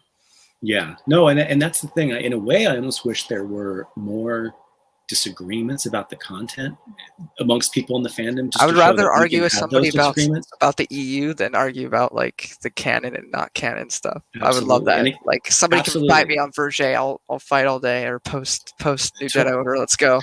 But totally, man. And that's just like my point five, right? Which is just like I'm done sort of, you know, battling in the canon wars. I want to battle other EU fans about like the nerdy stuff, right? So, Scott, you missed a lot. You missed the 5 things that I'm sort of bored of repeating, and I think it would be ironic for me to repeat those things now. But you can go back and watch. But I think we talked about you, Scott. So we did you might mention it, yeah. Yeah, that's right. That's right. That would be cool. Hasbro definitely seems to be giving some folks what they want, although they've definitely had some mix-ups there. I mean, it's been such a weird year. I think we've had some insane highs with like Heart of the Jedi and some really baffling lows with like the mix-up at Hasbro with like the names of some of the characters, right? You know, the Crimson Empire goof and stuff like that. But the last couple of years have been weird. Like, again, the Crystal Star print, you know what I mean? Remember that last year? I heard you talk about that. Yeah, it's weird, and I've got both editions. I've got both the Crystal Star and then the other edition with Crystal Star in it. But there's just weird stuff like that. But Hasbro's been good. Lego would be great. And by the way, Lego knows that we exist as a fandom. Hasbro absolutely knows that there's such a thing as an EU Legends fandom that wants more. And I've even heard Hasbro representatives in person at conventions and stuff like talk to the fans about what they call the Legends line. There isn't such a thing, but that's how they talk about it, right? That's how aware they are of what demand there is here, you know. So yeah, I don't know how this turned into we sort of turned this into a conversation about Ryan, but as an example of someone who can kind of cross that bridge, I think it's true, and I think there's value to that.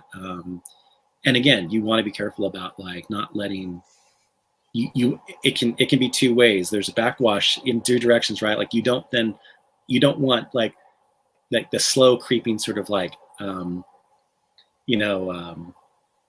vitriol you don't want that to come back into the E community. And the reason why is because here's the thing, we've already been there, right? If you were around in the early 2010s, you saw the writing on the wall. I've talked about this a long time. You know, the battle didn't start in April 2014. They had announced for a long time before them that changes were coming. We knew that there was a story group being put together that was going to be looking at what was going to be canon and what wasn't going forward, right?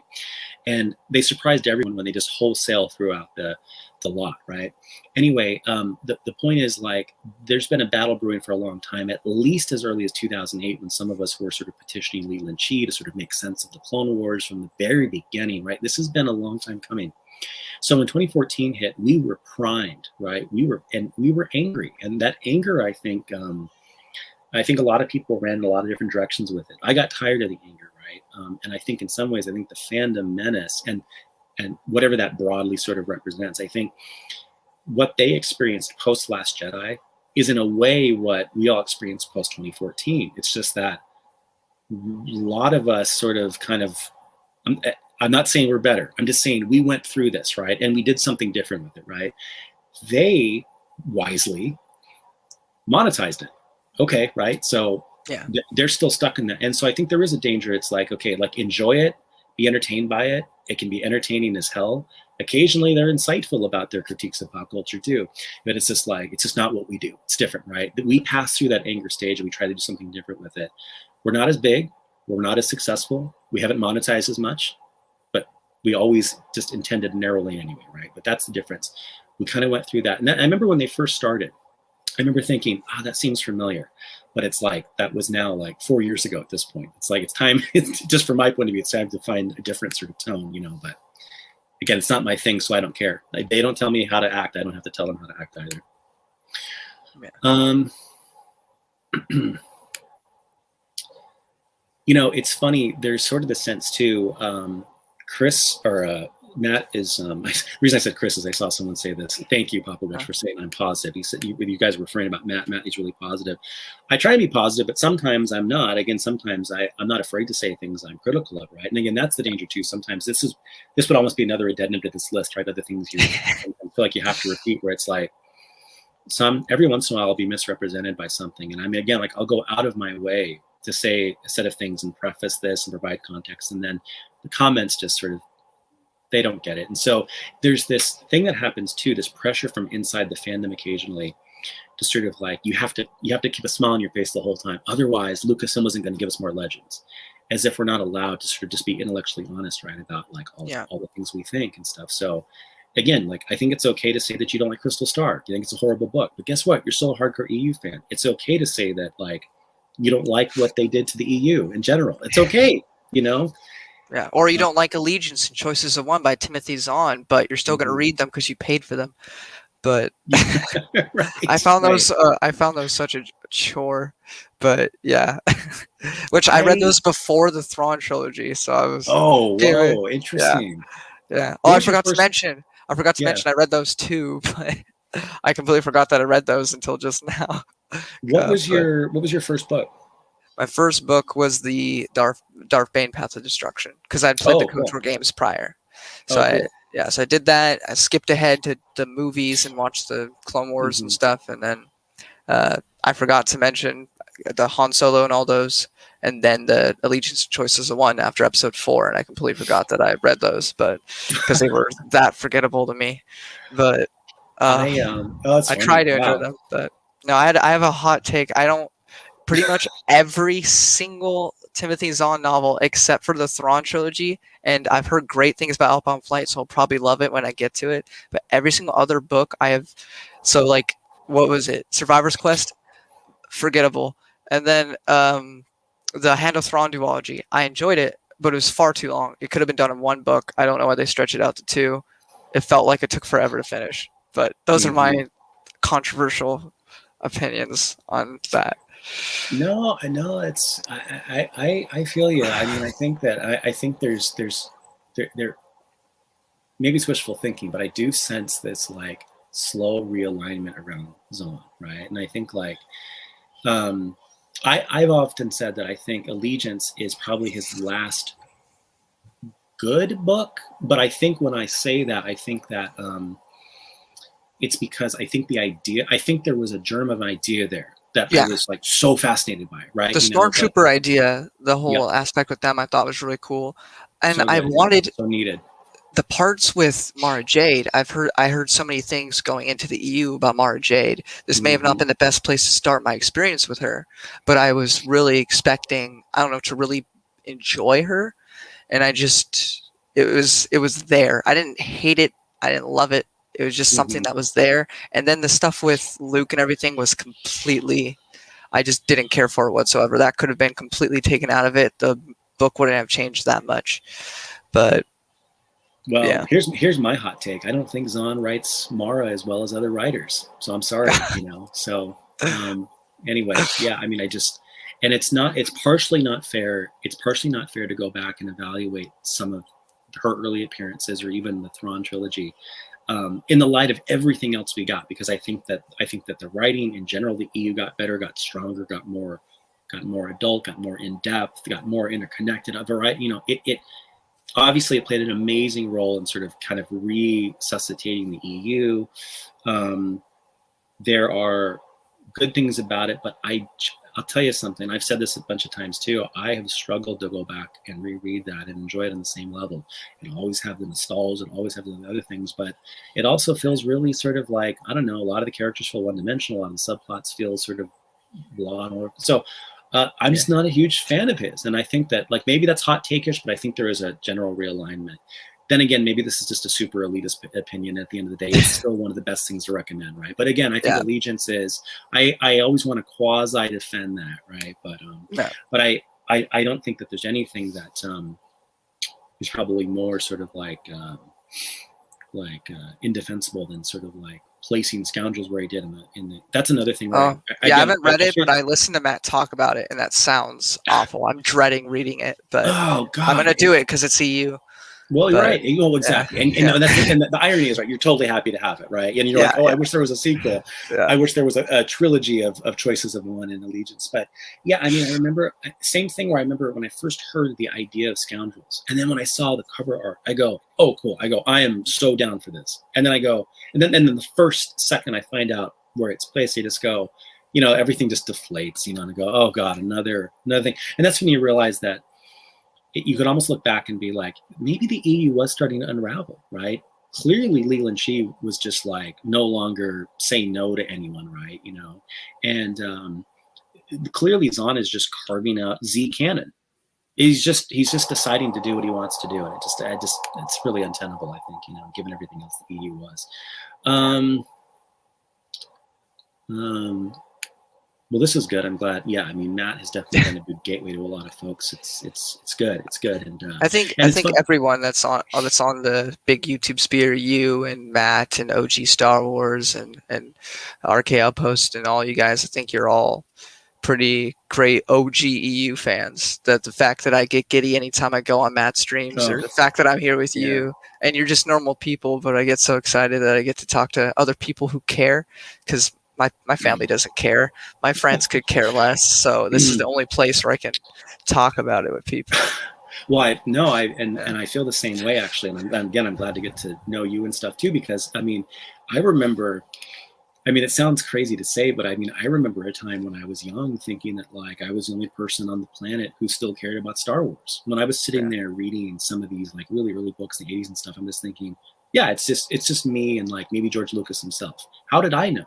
Who was there to talk to, and how would I communicate with them, right? We couldn't connect over the internet and stuff. And ironically, we have Disney to thank for decanonizing, right? Because it's like brought people together via the internet and stuff like that, right? I mean, there were the forums and various things back in the day, but we didn't connect in the same way we are now. So anyway. Yeah. But as far as this goes too, one thing that, I remember, by the way, back in the day when I was getting sort of attacked by like the folks who were trying to sort of make drama for us back in the day, everyone made fun of the fact that, again, I have a very small channel here, right? I make videos when I want to, and I jump on Matt's stream and others very mysteriously when I've got 5 minutes here and there and stuff. But the thing in terms of creating a gateway, the thing that I've tried to do too is, clearly if people have been paying attention, I've been sort of subtly critiquing social media throughout this, right? Again, like, it's not a great place. I think it sometimes brings the worst out in some folks, right? It connects us in some ways, but it sort of divides others because people go to YouTube not to learn, but to be entertained by crazy hot takes and stuff, right? So the thing that I tried to do, and Matt and I finally did a couple years ago, was to start the expandinguniverse.com. And the real sort of reason we did that was because we know that there are some people on social media, and there's some people who aren't,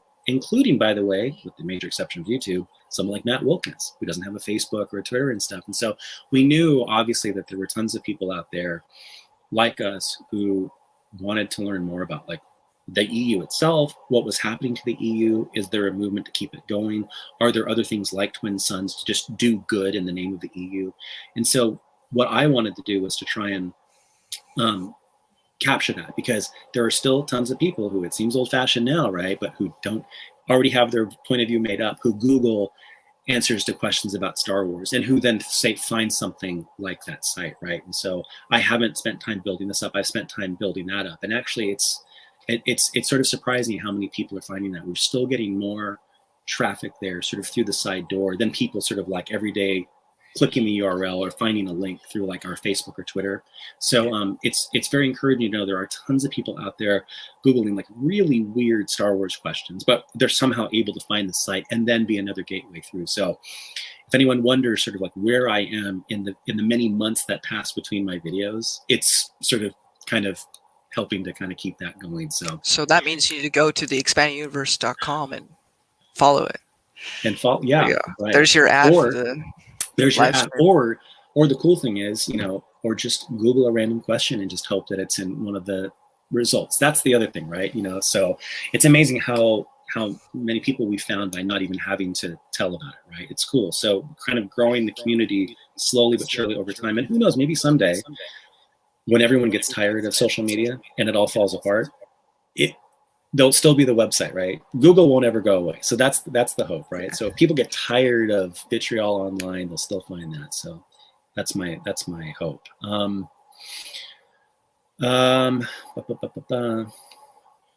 Let's see here. I can't either. It's going to be great. This is another one of these things. There's been like, who would have thought that this many years later we're still getting things, drips and drops of EU stuff. And again, I've alluded to more things coming.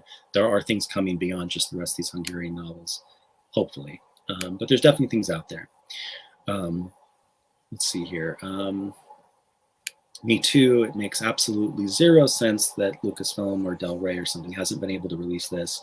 I'm sure Del Rey would love to. At this point, though, it's I don't think it's entirely clear who owns it. I'd say arguably the writer owns it, and it's probably up to him to release it. He probably doesn't want to do that, but maybe with enough time, they eventually will. Really interestingly, the cover art, which is also produced.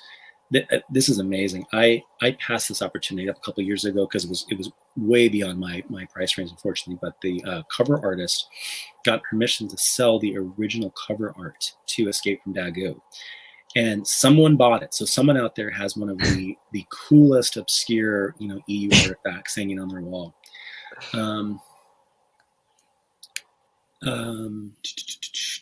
Let's see here. Oh, awesome. Great. Yeah, I'm glad you picked that up. Did you see that, Alex? I can't remember if you were around for that or not. Have you heard of this before? I'm not sure. I might have. It's this it's boxed up right here, but it's this massive sort of like black and white, sort of like penciled version of like the original pencils for Dark Times. And it's a gallery edition, which a lot of comics come in. I don't know if you've ever seen that in comic shops and stuff. It's really well done, really, really beautiful. See here. There's only two things like that in the EU. There's that and one of the old original. I think is it an early Marvel comic they did. Let's see here. Oh, back to Captain Marvel. I mean, yeah, if you kind of I meant to follow up. I mean, I kind of agree with you. It's like the cat thing was really weird, but at the end of the day, my views on all that stuff, whether it's the MCU or it's the Snyderverse, all this kind of stuff, they're not dissimilar from just my view on the differences between the EU and the new canon stuff. I've made this point, this structural point about what's different, right? And what have I said multiple times? It's that, to me, what I think partially explains why they decanonized in the first place was they just perceive as sort of a shift in pop culture. They want to move away from books and comics and games and things you have to engage, and they want to just give you the big pictures. And so everything now is a cinematic universe, including Star Wars, right? And I think that's the greatest shame. Disney took 37 years of continuity and traded it in for what? Just a Star Wars cinematic universe. And our whole point for years was Star Wars isn't a cinematic universe. Star Wars is everything basically else. There's the major exception of 6 movies, but it's everything else. And so it's like when people get really hot and bothered about, say, what Captain Marvel did to say like the lore of that movie franchise, I say, well, I care about the comics more. Again, maybe that makes me seem old or pretty sure out of touch, right? But yeah, pretty sure all the movies did that though. I don't think there was a single MCU movie that like really truly followed any comic really. I mean, they had aspects, of course, because they're copying the character, but yeah, that's right. Yeah, that's right. And so and it's like, and to the extent that people are really invested, I mean, admittedly, it's gone for a long time now. People get really invested, or they think that these changes. Yeah. Sorry. Go ahead. Sorry. No, go ahead. Go ahead. I was going to say, like, the only thing that gets me is the continuity of its own movies, and like I so like with Arcane and everything, and talking about the SJWs and all the politics.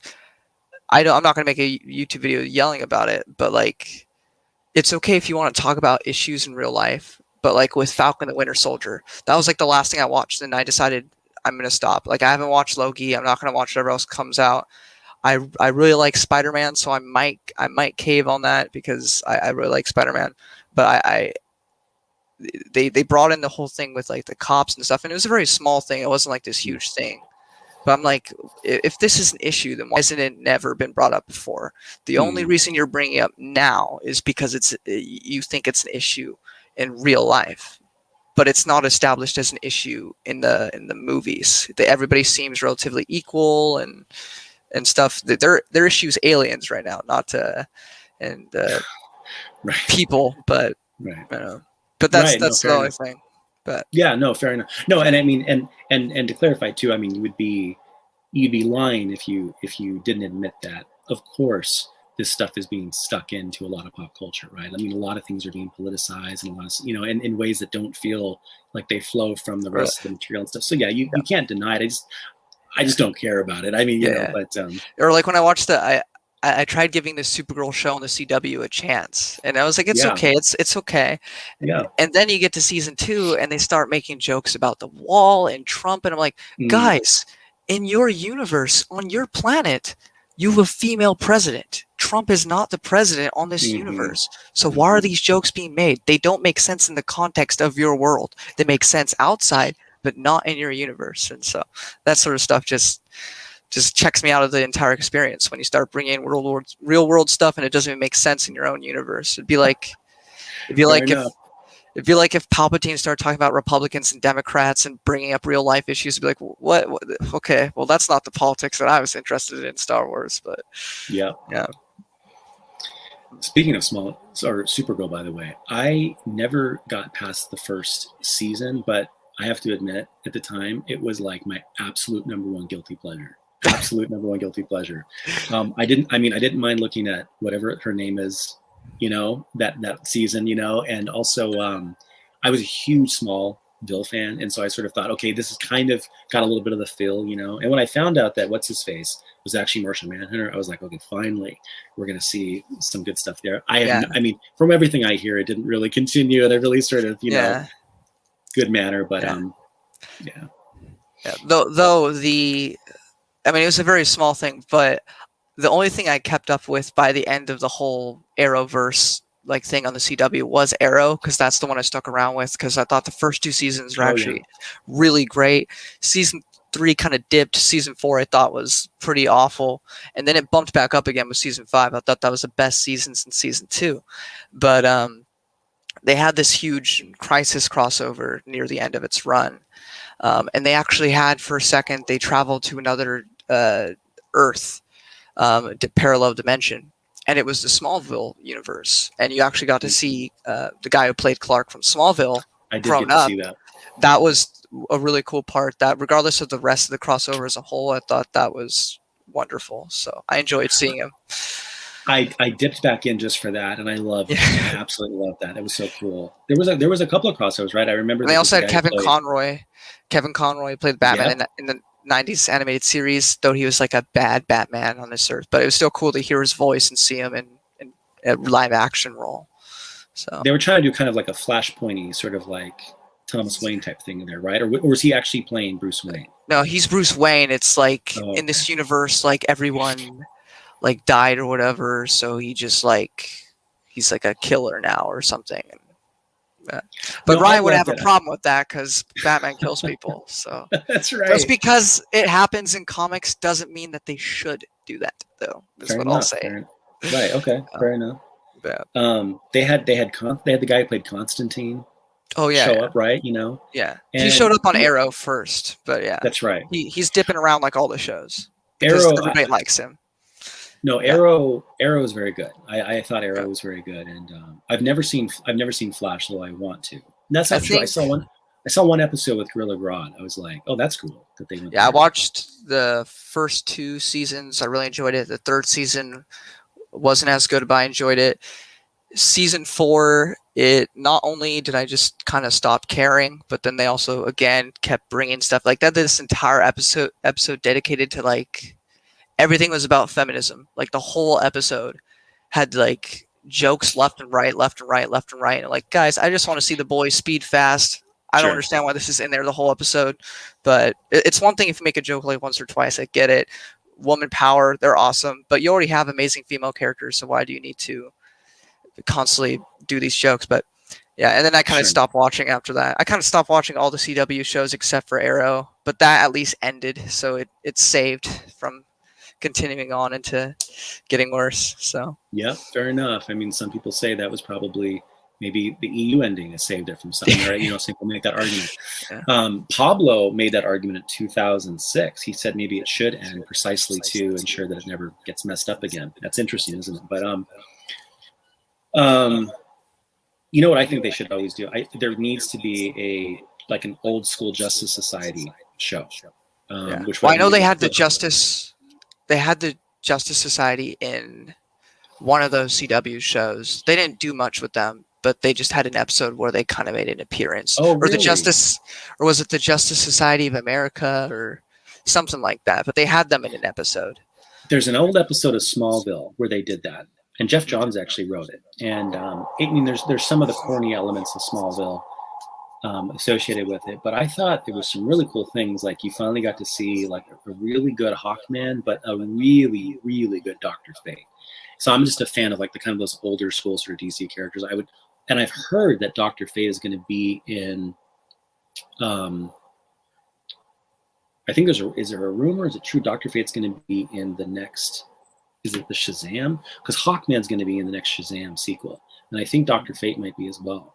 That will be cool. I think he's a great character. I think he's super undervalued, underrated. But this is interesting. I've been asked this before. This whole question of the royalties thing, and from what I understand, it's been partially resolved, at least in the case of Alan Dean Foster. But I think here I'm not an IP or copyright or royalty lawyer. I can't speak to some of the specifics here. The only thing I know, obviously on the surface, it's horrible if they just stop paying. I don't know what prompted them to. I'm sure that in the confusing transfer of ownership of all these licenses over the years and stuff, things get confusing. Leland Shee himself lost paperwork to things that Lucasfilm itself had done years before, which is why a lot of things ended up as canon. This stuff's complicated, but the only little bit of extra layer of nuance I can add to this is that every author on every book had sort of a different deal over the years. So it does seem like Alan Foster had a specific royalty deal, like for all of his stuff. Okay, fair enough. And it wasn't being honored. That contract should be honored. But like, for instance, Mike Stackpole has talked about how it was a real mixed bag. Some of his early EU books had royalty deals. Others, he got a flat fee, and that was it. He doesn't get anything, right? So I think the only layer of nuance I can add there is that it may not be as widespread as we think, but only because of the structure of like the various deals. So it just turns out it's a real buy the book sort of thing. It's the only bit of context to add, but obviously on the surface, it's a horrible thing if it's true. Yeah.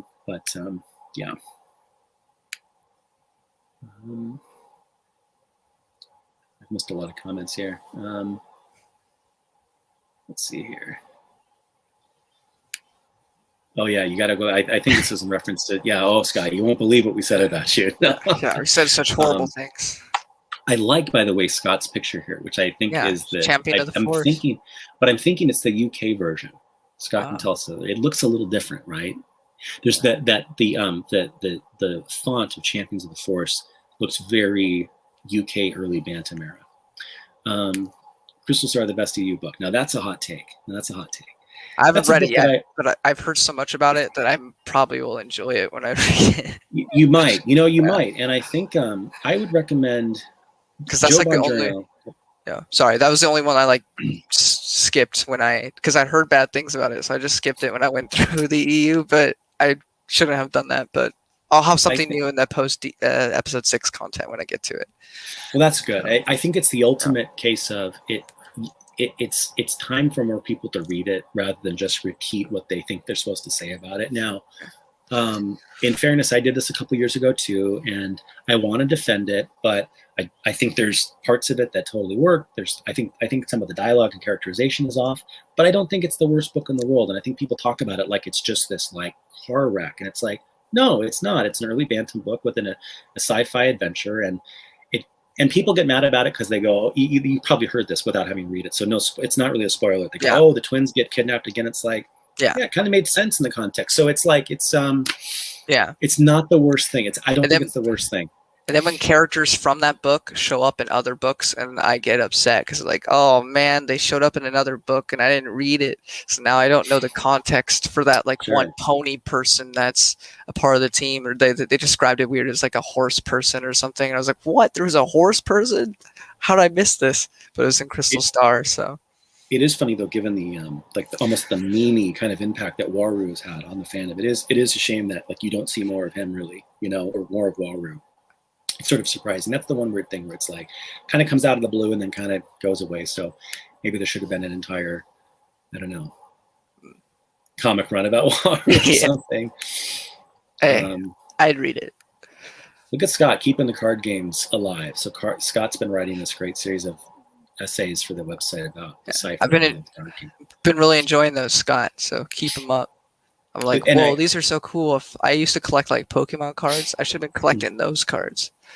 Yeah, really cool. And if you hadn't held on to them, you'd be a billionaire by now too. Because there's some that are just like, I made those videos recently about like the kind of like impossible to find stuff. There's a couple of sets of that are like, you can find them, but like you'd have to be a billionaire, honestly, to pick them up, And it's a shame because some of them, I think the real goal should be someone really needs to sit down. And Scott, if you want to volunteer to do this, that would be fantastic. But someone really needs to go down and say, of all of the cards, what are the ones that truly contribute something new to our understanding of lore, right? Some don't, some do. Some are really important, right? Like, we get images of like Araka, right? Mara Jade is Araka and stuff through some of these games and stuff. Like, so which cards really matter? It'd be really, really neat to see. Someone could build the ultimate guide to going back through Decipher as an EU fan, just interested in scraping the lore, right? For chronology's sake. Well, I guess Scott has the next project to do for the expanding universe.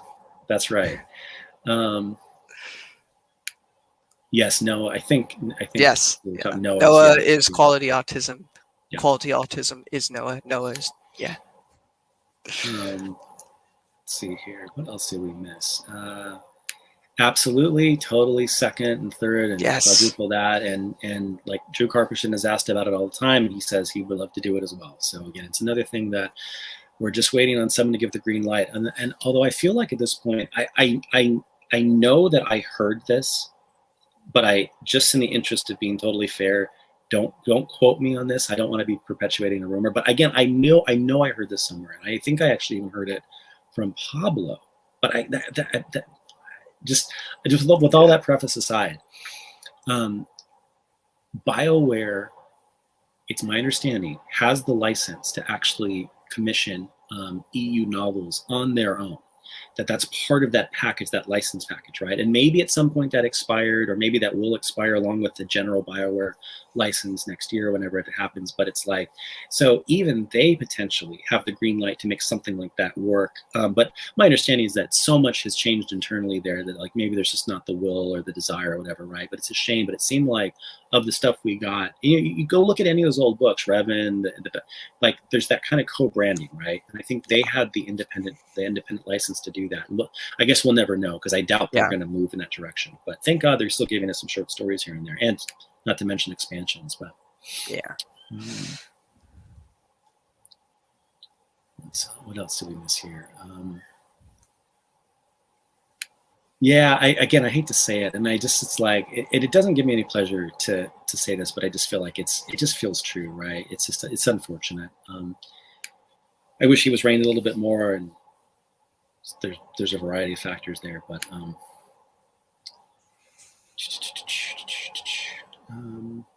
oh, here's another hot take for Zahn. Up on Flight is the only good Zahn book. Well,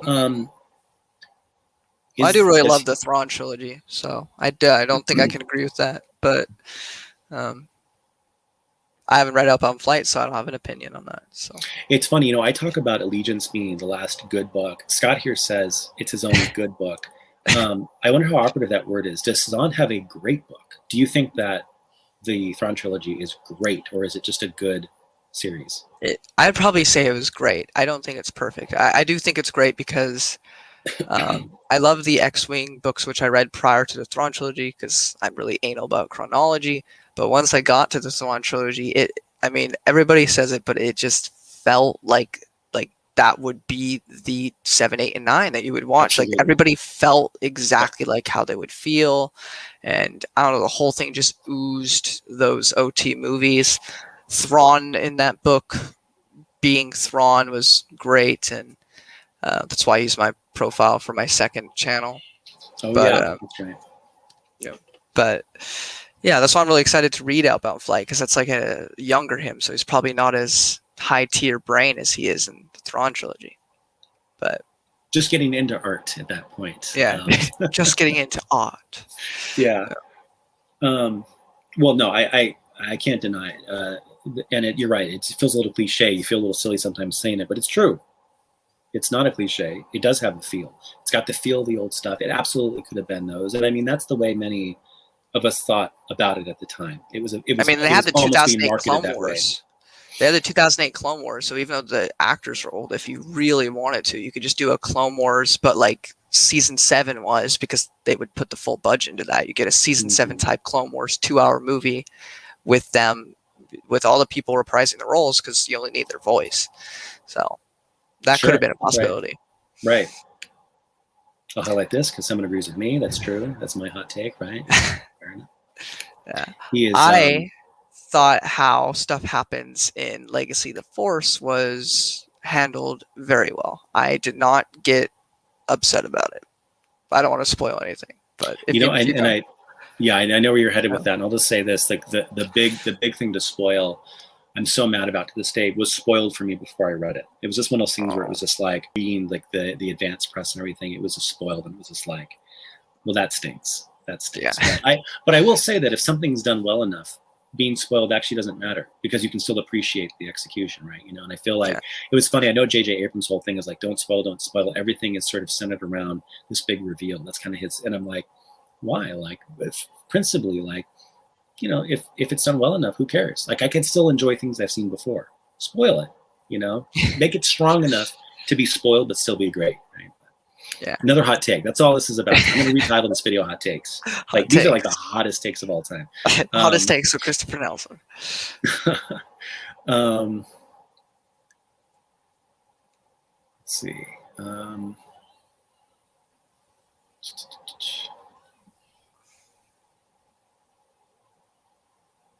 What else did we miss here? We got a question here.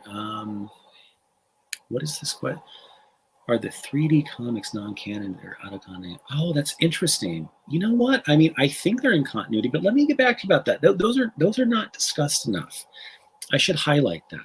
Actually, we should do a video about that. Have you read those? Are you familiar with those? I'm not. It's the first time I'm hearing about it.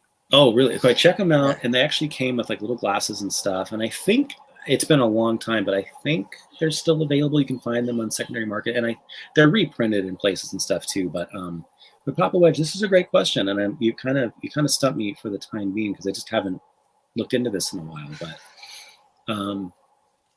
remind me next time we're here. Let's talk about that. Yes, plug. Thank you, Brian. Contact expanders.com for any ideas for the website. I will, don't worry, I will show you my copy. Not tonight, I'll show you next time. I wish I had a copy, I really do.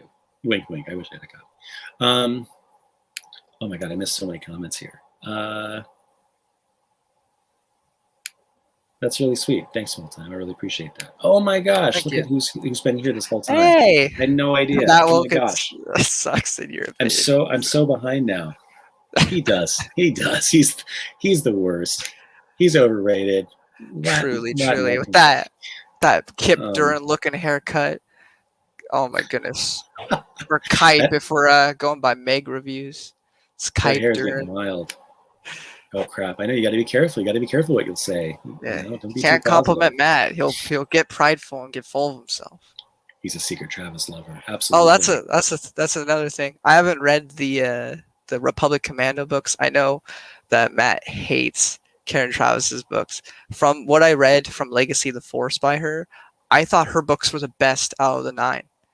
And that's my hot take for Legacy of the Force. So You know, I'm really excited to see what she wrote Republic Commando. I'm so behind comments. I don't know if Matt, if he's either still here or will comment on this, but my impression is that I don't think he dislikes those. I think it's really the Republic Commando stuff and Yeah. particular elements of it. But I mean, I think it's a shame we didn't. It's a shame she wasn't able to stick through and like write more of those Clone War books that she was supposed to write and not Karen Miller. But also, it would have been. I think she was supposed to be around for Fate. I don't know. I don't remember if that's true anymore for certainty, but I think she was supposed to be there. So we got Christy Golden instead of her. But yeah, no, I mean, I think Yeah, she because I writes think it well was. in that genre. But So I don't want to keep because I know there's a lot of comments, but I think it was Bloodlines where Jason's like talking to his parents after somebody died. I don't want to spoil it, but that whole conversation between them, I was crying. I was like, oh my goodness, because this is like before he gets all antagonistic toward them. Like he's like, guys, like, don't you understand or whatever like that. And they're like, I don't know who you are. You know, that whole scene, I was like, that was so well done. But yeah, sorry. no problem. This is great. No, I think the word Sith is actually from the original novelization of A New Hope. I think that's where it first appears. Let's see here. Oh my gosh, boy, we're really behind. People talking about Supergirl still and stuff. That's right. It kind of did that swap. I forgot. It went to a different network.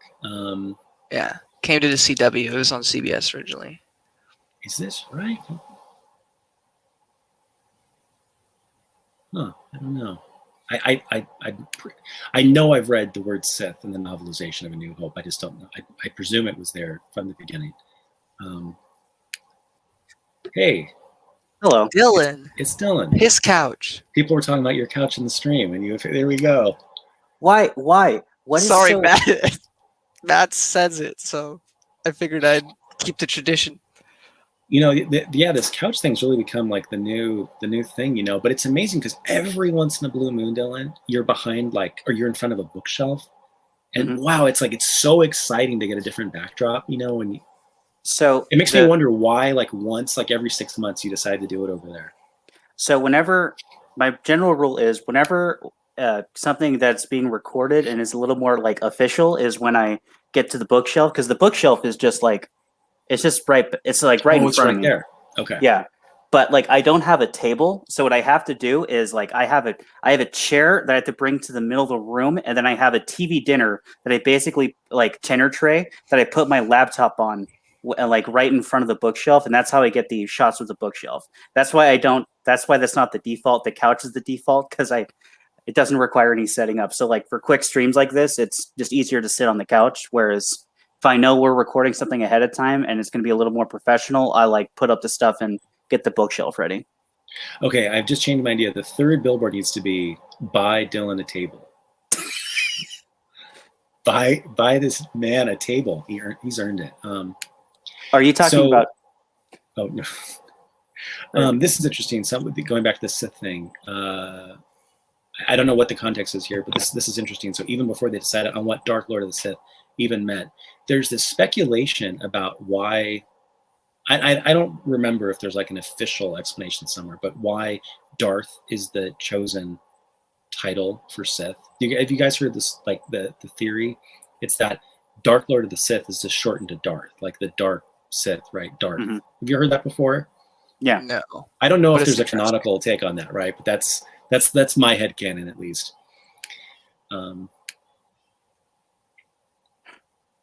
Let's see what else. I'm so behind, Dylan. I'm just getting caught up. What's new with you? What's new in your world of your neck of the EU woods? EU-wise, not much, other than what I've been working on. But you'll all find out about that in August. Yes. I feel bad, Dylan. We've been trying to connect for the longest time, and I know we've been doing this now for about 2 hours, and I think at some point soon I'm going to have to probably drop off. But thanks for jumping. Thanks for jumping on. Yeah. So I don't know if we'll get a chance to look at those articles, but Yeah, the picks from the Champions of the Force display. Oh, the display I missed on. Did my anyone? gosh. So you guys were talking about like another thing to fundraise for. Did it? Yeah. Did it get brought up, or do you guys know one of the things we once considered at Twin Suns with the Disney Channel? Have you heard this story? No. Mm-mm. When we were looking into things that we could possibly do, one of them was we wanted to get a full page ad in Star Wars Insider, and it was like $6,000 for one page and $12,000 for a 2-page ad. And we were just like, it's kind of not like good bang for your buck. But one thing that we found was cheaper, which I think was about $4,500 at the time, was we could have bought 80 30-second advertising slots on the Disney Channel for about like $4,500, like in 2016, 2017-ish. And for a while, we were considering it. Like it never got past the point of this would be cool to do. And we ended up not doing it because like we didn't see what the purpose would be other than to say we got a bunch of advertising slots on the Disney Channel. And at least for me, like if we're going to do something, I don't want to do something just because, hey, it would be cool with. I'd like there to be like another purpose behind it, you know? Mm-hmm. Wow, that's cool. That's cool. That's really neat. I had no idea. Maybe you told me. That's really, really neat. I think I've said it on one stream. If you ever go back to the idea of just buying a page ad in Insider, why that would be cool is it would finally give me a reason to buy Insider again. That would be a copy I would buy. I'd buy several copies. I'd want to pull out that ad. It's like that'd be a really neat EU collectible, right? The ultimate promo ad, you know. So,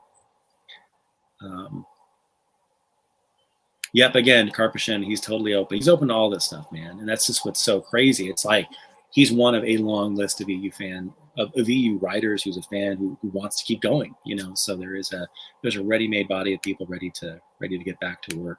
Just need that damn green light. So. Oh gosh, more Zahn stuff. Still getting caught up. A lot of Zahn stuff in here.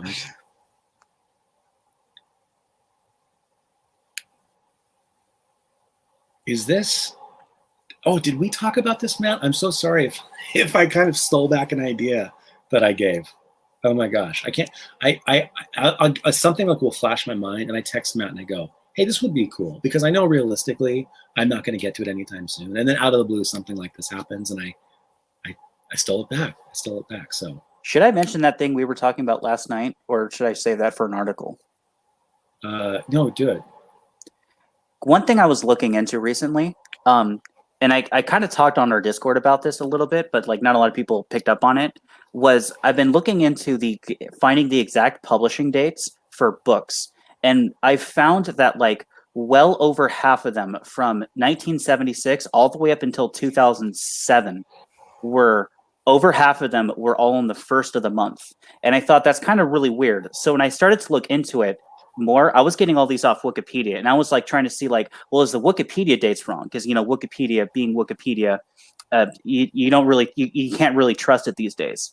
But as I was looking into it, I was finding for like books all the way back in the Del Rey days, and even like the Bantam days and like the second wave of Del Rey days, I was finding books where different sources say they came out on different days. Where it was like some are just like it's November 1st, but then another would be like it's November 11th, and sometimes like it would even be like the month would be off. Like I think for Splinter of the Mind's Eye, I found one source that said February. I found one source that said March. I found one source that said April, and I found one source that said November of 1978. So I don't know. I don't know when these books came out, and it's like the mystery of why like the exact date that a book came out is unknown, because at some point they got it together and we know hard dates, but like when did that happen? Why did they release things on the 1st if that's really the case? Why did they change from the 1st to Tuesdays, which is what they do now? And like when the record keeping got to the point that we could actually accurately say, yes, this book came out on this day. Well, I think it's a fascinating topic. I mean, just for like the pedantic nerds in the fandom, we need to know this stuff, right? It's sort of part of our history, right? And I think I think it'd be really cool to know. And I know there's been controversy for years about even when the very first book, the novelization of New Hope, Mhm. came out, and why That's that another matters so one. much is right. It's a really important one too, because it's like, well, if that really is the first thing of Star Wars, and thus the EU, that, you know, again, like the EU predates the movies, right? That's what's so cool about it. Then it's really important to know when it started. I've always settled on November 12th, 76. Yeah, that's That's the the one date I I have. found. But it's like, I mean, how do we know that, right? How do we really know that? And there's people who disagree with that, right? But and by the way, that's like why my Twitter, the birth date is November 12th, 1976, right? You know, so that's the thing. But like, it's a really weird mystery, and I'm glad you're looking into this. I think it would be cool to track some of the stuff down. So I think the only way we'll know for sure is if we can get our hands on first editions of every single EU book out there. But Let's I do don't it. know if that's impossible. I don't know if that's possible. I don't know who has that collection. I don't. Yeah. Chris, I don't even think you have the first editions of everything. Do you? No, I don't think so. Probably not. Probably not. And even then, we might just get like a month at best. And like, sure, it'd be nice to narrow it down to the months, but like, Yeah. well, what's the day? This relates to a couple of like separate projects, I think, separate but related projects. And one is just sort of tracking down all of the variants of any particular book, right? So like, you just take novelization of New Hope. Mhm. I mean, how many like dozens upon dozens of versions are there, right? Different printings, you know, different covers, slight tweaks, fan club editions, this, that, the other. I mean, like the list goes on forever. We've talked. I mean, you wrote a good article about the number of like different editions of Heir to the Empire alone, right? A more recent book. It's crazy, right? So yeah, we may never know, but maybe there's someone out there in the business who can help us figure it out. I think it would be fun. But yeah, don't trust Wikipedia. Don't trust Wikipedia. Yes, exactly, Brian. If Twin Sons does this, you guys instant celebs, right? You guys could, you know. I actually have a signing copy. at Celebration. I have a copy of the Sequart book that Matt wrote, and unfortunately, I got it after like the last time I saw him. And one of my goals is to get him to sign it. Oh, that's a great idea. That's a great idea, man. I still need to meet Matt in person after all these years. Go That would fly be great. over. Yeah. Where are you located, Alex? If you don't mind saying. I'm located in What part of- California, Oh, really? Okay. What part? North or south? the southern. Oh, really? Oh, you're close to me then. That's where I'm from too, by the way. What? really? You don't give it away. Don't dox yourself. But like, are you like in like LA area or? Yeah. Oh, really? No kidding, huh? Yeah. I'm not afraid. Dylan is. I'm not going to give him away, but you're in Orange County, basically, right, Dylan? Yeah. I'd say that too. Oh, you'd say that too. Nice. Yeah. Wow, it's a small world. I grew up on the other side, like just below LAX. So that's where I'm from. None of my family lives there anymore, so I feel like I can give that away. So I'm not at risk or anything. Like, yeah, that's really funny. It's a small world. Cool. Good. Well, it's always great to meet another Southern Californian.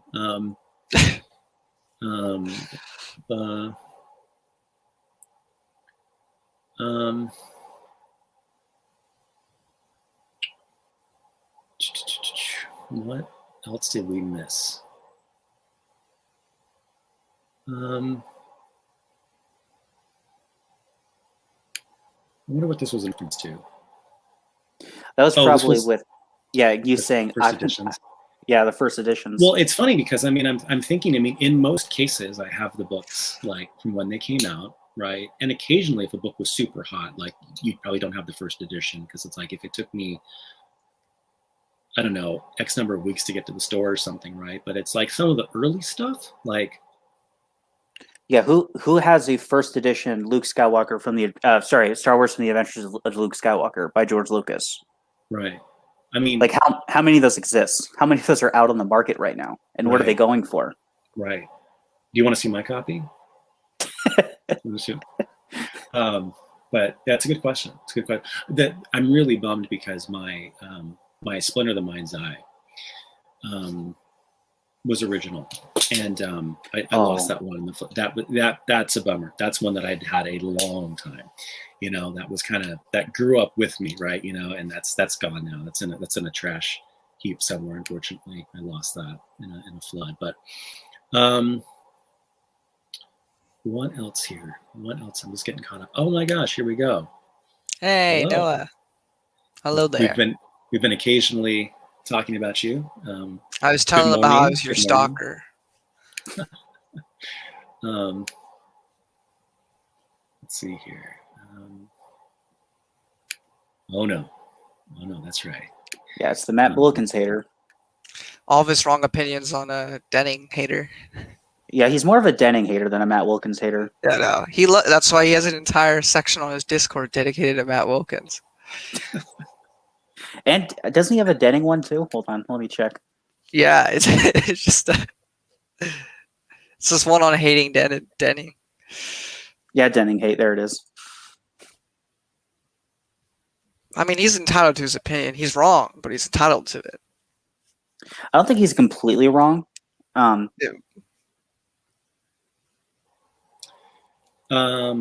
What's this? Someone is Star Wars: The Adventures of Luke Skywalker by George Lucas G. Canon?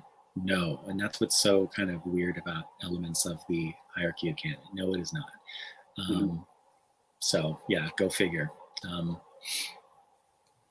Because then you'd have to say the preface of Shatterpoint is canon. Mm-hmm. Although, I mean, technically, right, it's like, and to this person's point, like he didn't actually write it, right? That's the other thing that's kind of odd about it too. But sure, like, but you're right. That's right. There'd be certain things throughout the EU that would be G canon too. And again, it's so intriguing, right? That they republished that intro in the new Essential Legends. So yeah, interesting.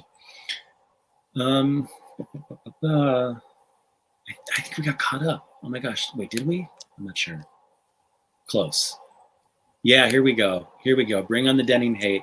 We were defending Denning for a while here. We were sort of talking about how there's this this new anti-Denning thing, and I think Quality is sort of like leading the charge. I think he's the head of that brigade, you know. But ouch, boy, you really know how to hurt a guy worse than Filoni.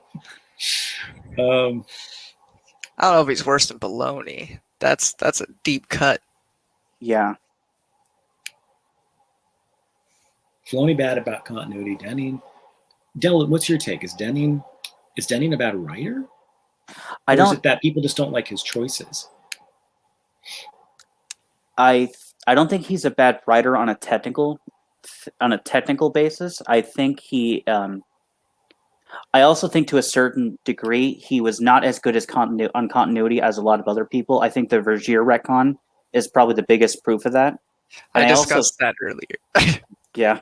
I have a big rant about that, but I already said it, so you can look back. I won't repeat myself. It may not be new, Noah. No, you're right about that. But I there's something that I'm having a hard time kind of like really identifying concretely. It's just this feeling I'm getting that there's like, I've seen a lot of newer fans pick up on this, and it makes me feel, and so I don't know, there's something about it that makes me wonder, either there's a ton of new fans coming and diving right into the Denning stuff and just not liking it, or there's some weird like almost like Crystal Star level sort of consensus that new fans believe they need to join. That's an anti-Denning thing. So yes, people have felt that way for a long time, but there's this new sort of like thing inside the fandom I'm picking up on. It's like there's just this like increasing sense that like to have the sophisticated EU take is to be anti-Denning. If that makes any sense. Maybe Noah, you'd argue that's always been the case, even back in the forum days, but there's just something different. I'm just seeing like the craziest hate from out there, you know, so. Well, maybe I'm also biased because I watched the sequel trilogy first, and so maybe that's tainted my view of the Denning stuff and just made me, I guess, like it more. But I gave my Vergier reasoning in the 2 hours ago. So yeah, for me, Denning makes choices that I don't entirely agree with, but he's not a bad writer on a technical scale, and I think a lot of this also gets blamed on Legacy of the Force. I don't think he's the worst author in Legacy of the Force. I think Karen Traviss was far worse in that series than Denning was.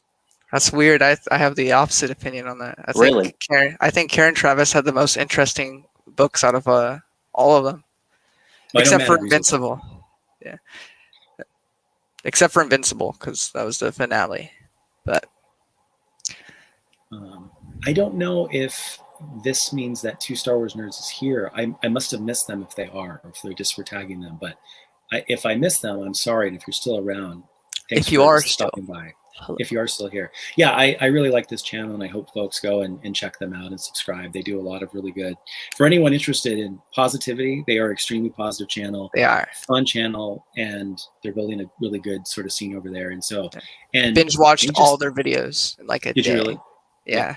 They love the hell out of Star Wars, and they've done. And I saw something really interesting. I think they're premiering a video soon about the EU. They're going to kind of get into the EU in a more concerted way, which is really cool. And I think they're starting with the New Hope novelization. So that'll be great to see. So yeah, check their stuff out.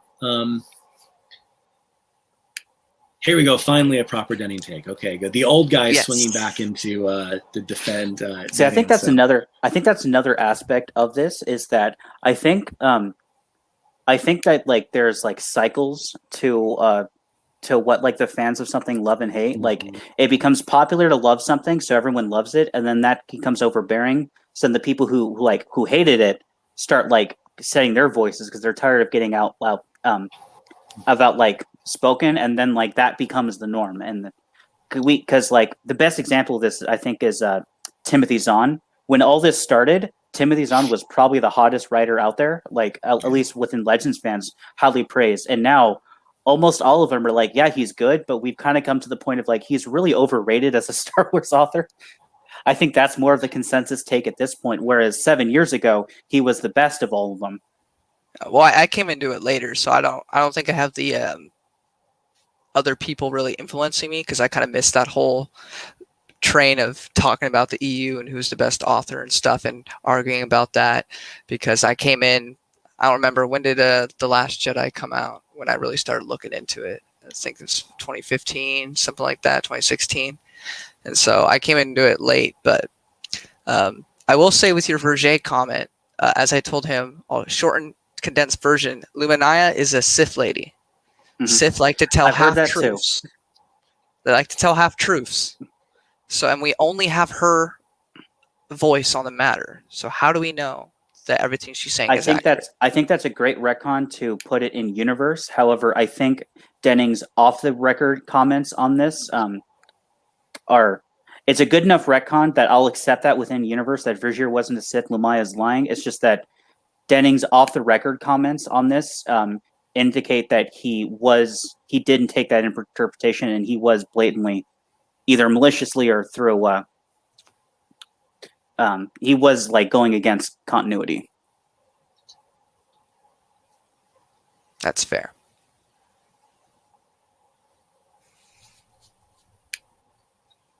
He did seem to have a lot of control over that and a lot of things going forward. Yeah, that's true. After New Jedi Order, it's Aaron Alston and Troy Denning, and both the last two big series. Mm-hmm. Christy Golden as well, but she hadn't been around as much, and unfortunately, at this point, Denning is the only source we have on where it was going because it was him and Alston's no longer with us. Mm-hmm. Yep.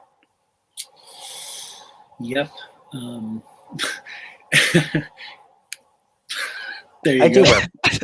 I do wear pants. You don't have a table. You don't have pants. What's going on? You're too busy looking up copyright information about old EU books. You know, you forgot to address today. I understand. If you guys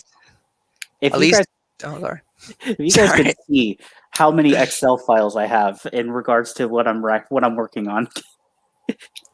I was going to say, at least Dylan doesn't piss his pants like Ryan. I must have missed that story. Did he piss his pants? Yeah, there was I think it was during a stream with Matt and him and other people, and or I don't remember. I know I heard it though. He was talking about he didn't actually piss his pants. I just wanted to joke, but they were talking about how he can sit during live streams for a long period of time without getting up to go to the bathroom. And he drinks like lots of drinks during the live stream. They're like, how do you not go pee? And so he said, like, if you just sit down and don't move a lot, it like the bladder's like contained within the sitting position. So you don't got to worry about feeling the need to pee. And then the moment he stood up, he's like, I have to go pee. So he's doing some long-term damage to his internal organs. He's backed up, man. Think so. He should take some breaks, I think. There's a guy who on the Howard Stern show who talks about how every time he goes to a concert, he wears a diaper so that he can drink as much as he wants and not has to miss any of the show, you know? So That's one way of amazing. going about it. Yeah, well, now this is something that I've heard Noah talked a bit about too, and I mean, I think that I never heard this.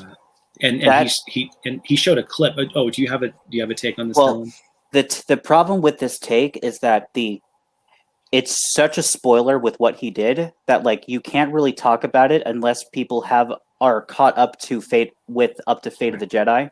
Because if you aren't caught up with Fate of the Jedi, saying what he did is a complete spoiler to the and is a great because like in the actual story, it's a great little plot twist of what happens, but it's also like actively pushes the future of the universe in a direction that isn't towards the legacy comics. So it's hard to talk about. How But I though, think exactly? There's 'Cause a I know- character. There's a character that makes a decision that puts them on a career path that does not line up with where their descendants ended up. Okay. This is what I mean.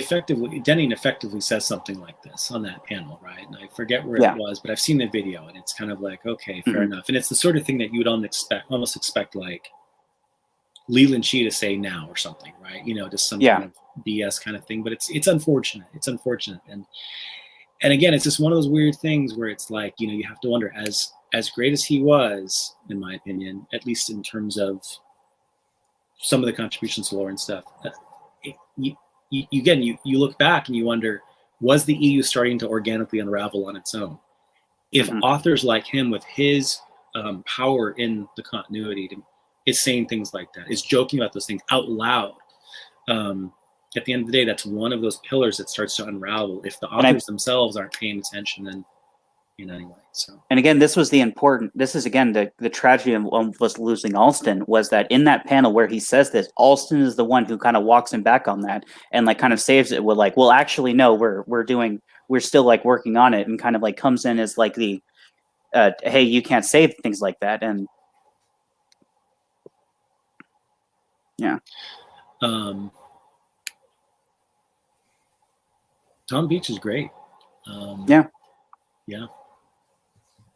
I mean, it's probably fair to say that he's like increasingly sort of like neglected. It's almost strangely neglected, and I think like, and it's hard to say that as someone like kind of like an older fan, like, you know, like a Bantam / sort of really Dark Horse era sort of fan or whatever, where it's like, it's hard to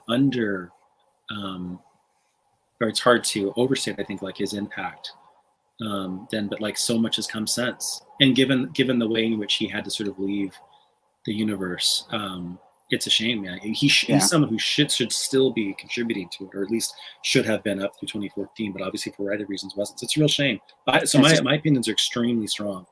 It's a real shame because the thing he was so like up in arms about got fixed after he left. So. Yeah, I've said this a few times, and I don't know if it's out or whatever, but I mean, he either has or is writing a book about his experiences in those early periods. So that'll be great. So he can hopefully kind of play a role in maybe updating the narrative about him and his contributions and sort of where it stands. And there's a few things like that. There's also a book by, who was it who wrote it? But about, why can't I think of it? Bill Slavishek, who like the early kind of like Western Games editor.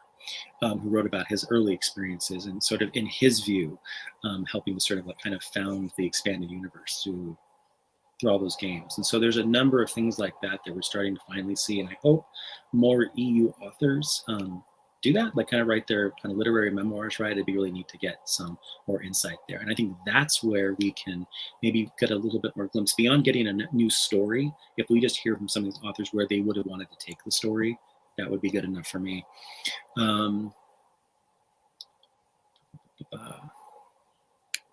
Yeah, a lot of it had to do. I mean, there was a variety of things. There, unfortunately, we can get into that maybe on another stream. That'd be interesting to dive into. But oops, I'm getting behind again. Sure, absolutely. Yep. Do I know what Lightsaber is? Not the book, but the in-universe game. I am wondering how it was played. I no comment. I do know about it, and let's talk about that on another stream. We can talk about that. But yeah, the actual game. That's the thing. Lightsider was this story, the sort of short story that Dave Dorman was also contributing art to. It was something. I mean, if people don't know the story, it was something he was writing kind of like as a follow-up to Dark Empire. Is going to come in the wake of that. It's something he produced, gave to Lucas, who read it, liked it, and then found out there wasn't a contract for it, and they got spiked. It didn't come out or whatever. But this thing, Lightsider, was a game called. There was a Lightsider game. Anyway, we will talk about that. There's enough known about that that's out there that we can talk a bit about that for sure. Maybe next time, because I am kind of running out of time here. But let me get caught up in a couple more things here. Let's see. Oh yeah. So, yeah, exactly. Yeah. It's interesting. It's popular quality Austrian. I love when Germans and Austrians mix it up. I want to see them fight, but maybe we'll see that soon. We might have to save it for the next stream. I'm glad to catch him. We're getting some Europeans who are up, which is exciting. You know, we're sort of bridging the gap here. This is a global movement. This is a global stream. That's what's so great. So as the baby monitor goes off, I know you guys can hear my three kids telling me it's time. It's time to. And we've got Australians. I think Steve. I think you're in Australia if I remember correctly, right? But I think we are truly global here. Let's see. What are your thoughts on Star Wars radio dramas in the 80s? I remember listening to those. Oh man, totally great EU content. And in fact, weren't they written or edited or overseen by Brian Daley? Some of those early dramas, right? He played some role too.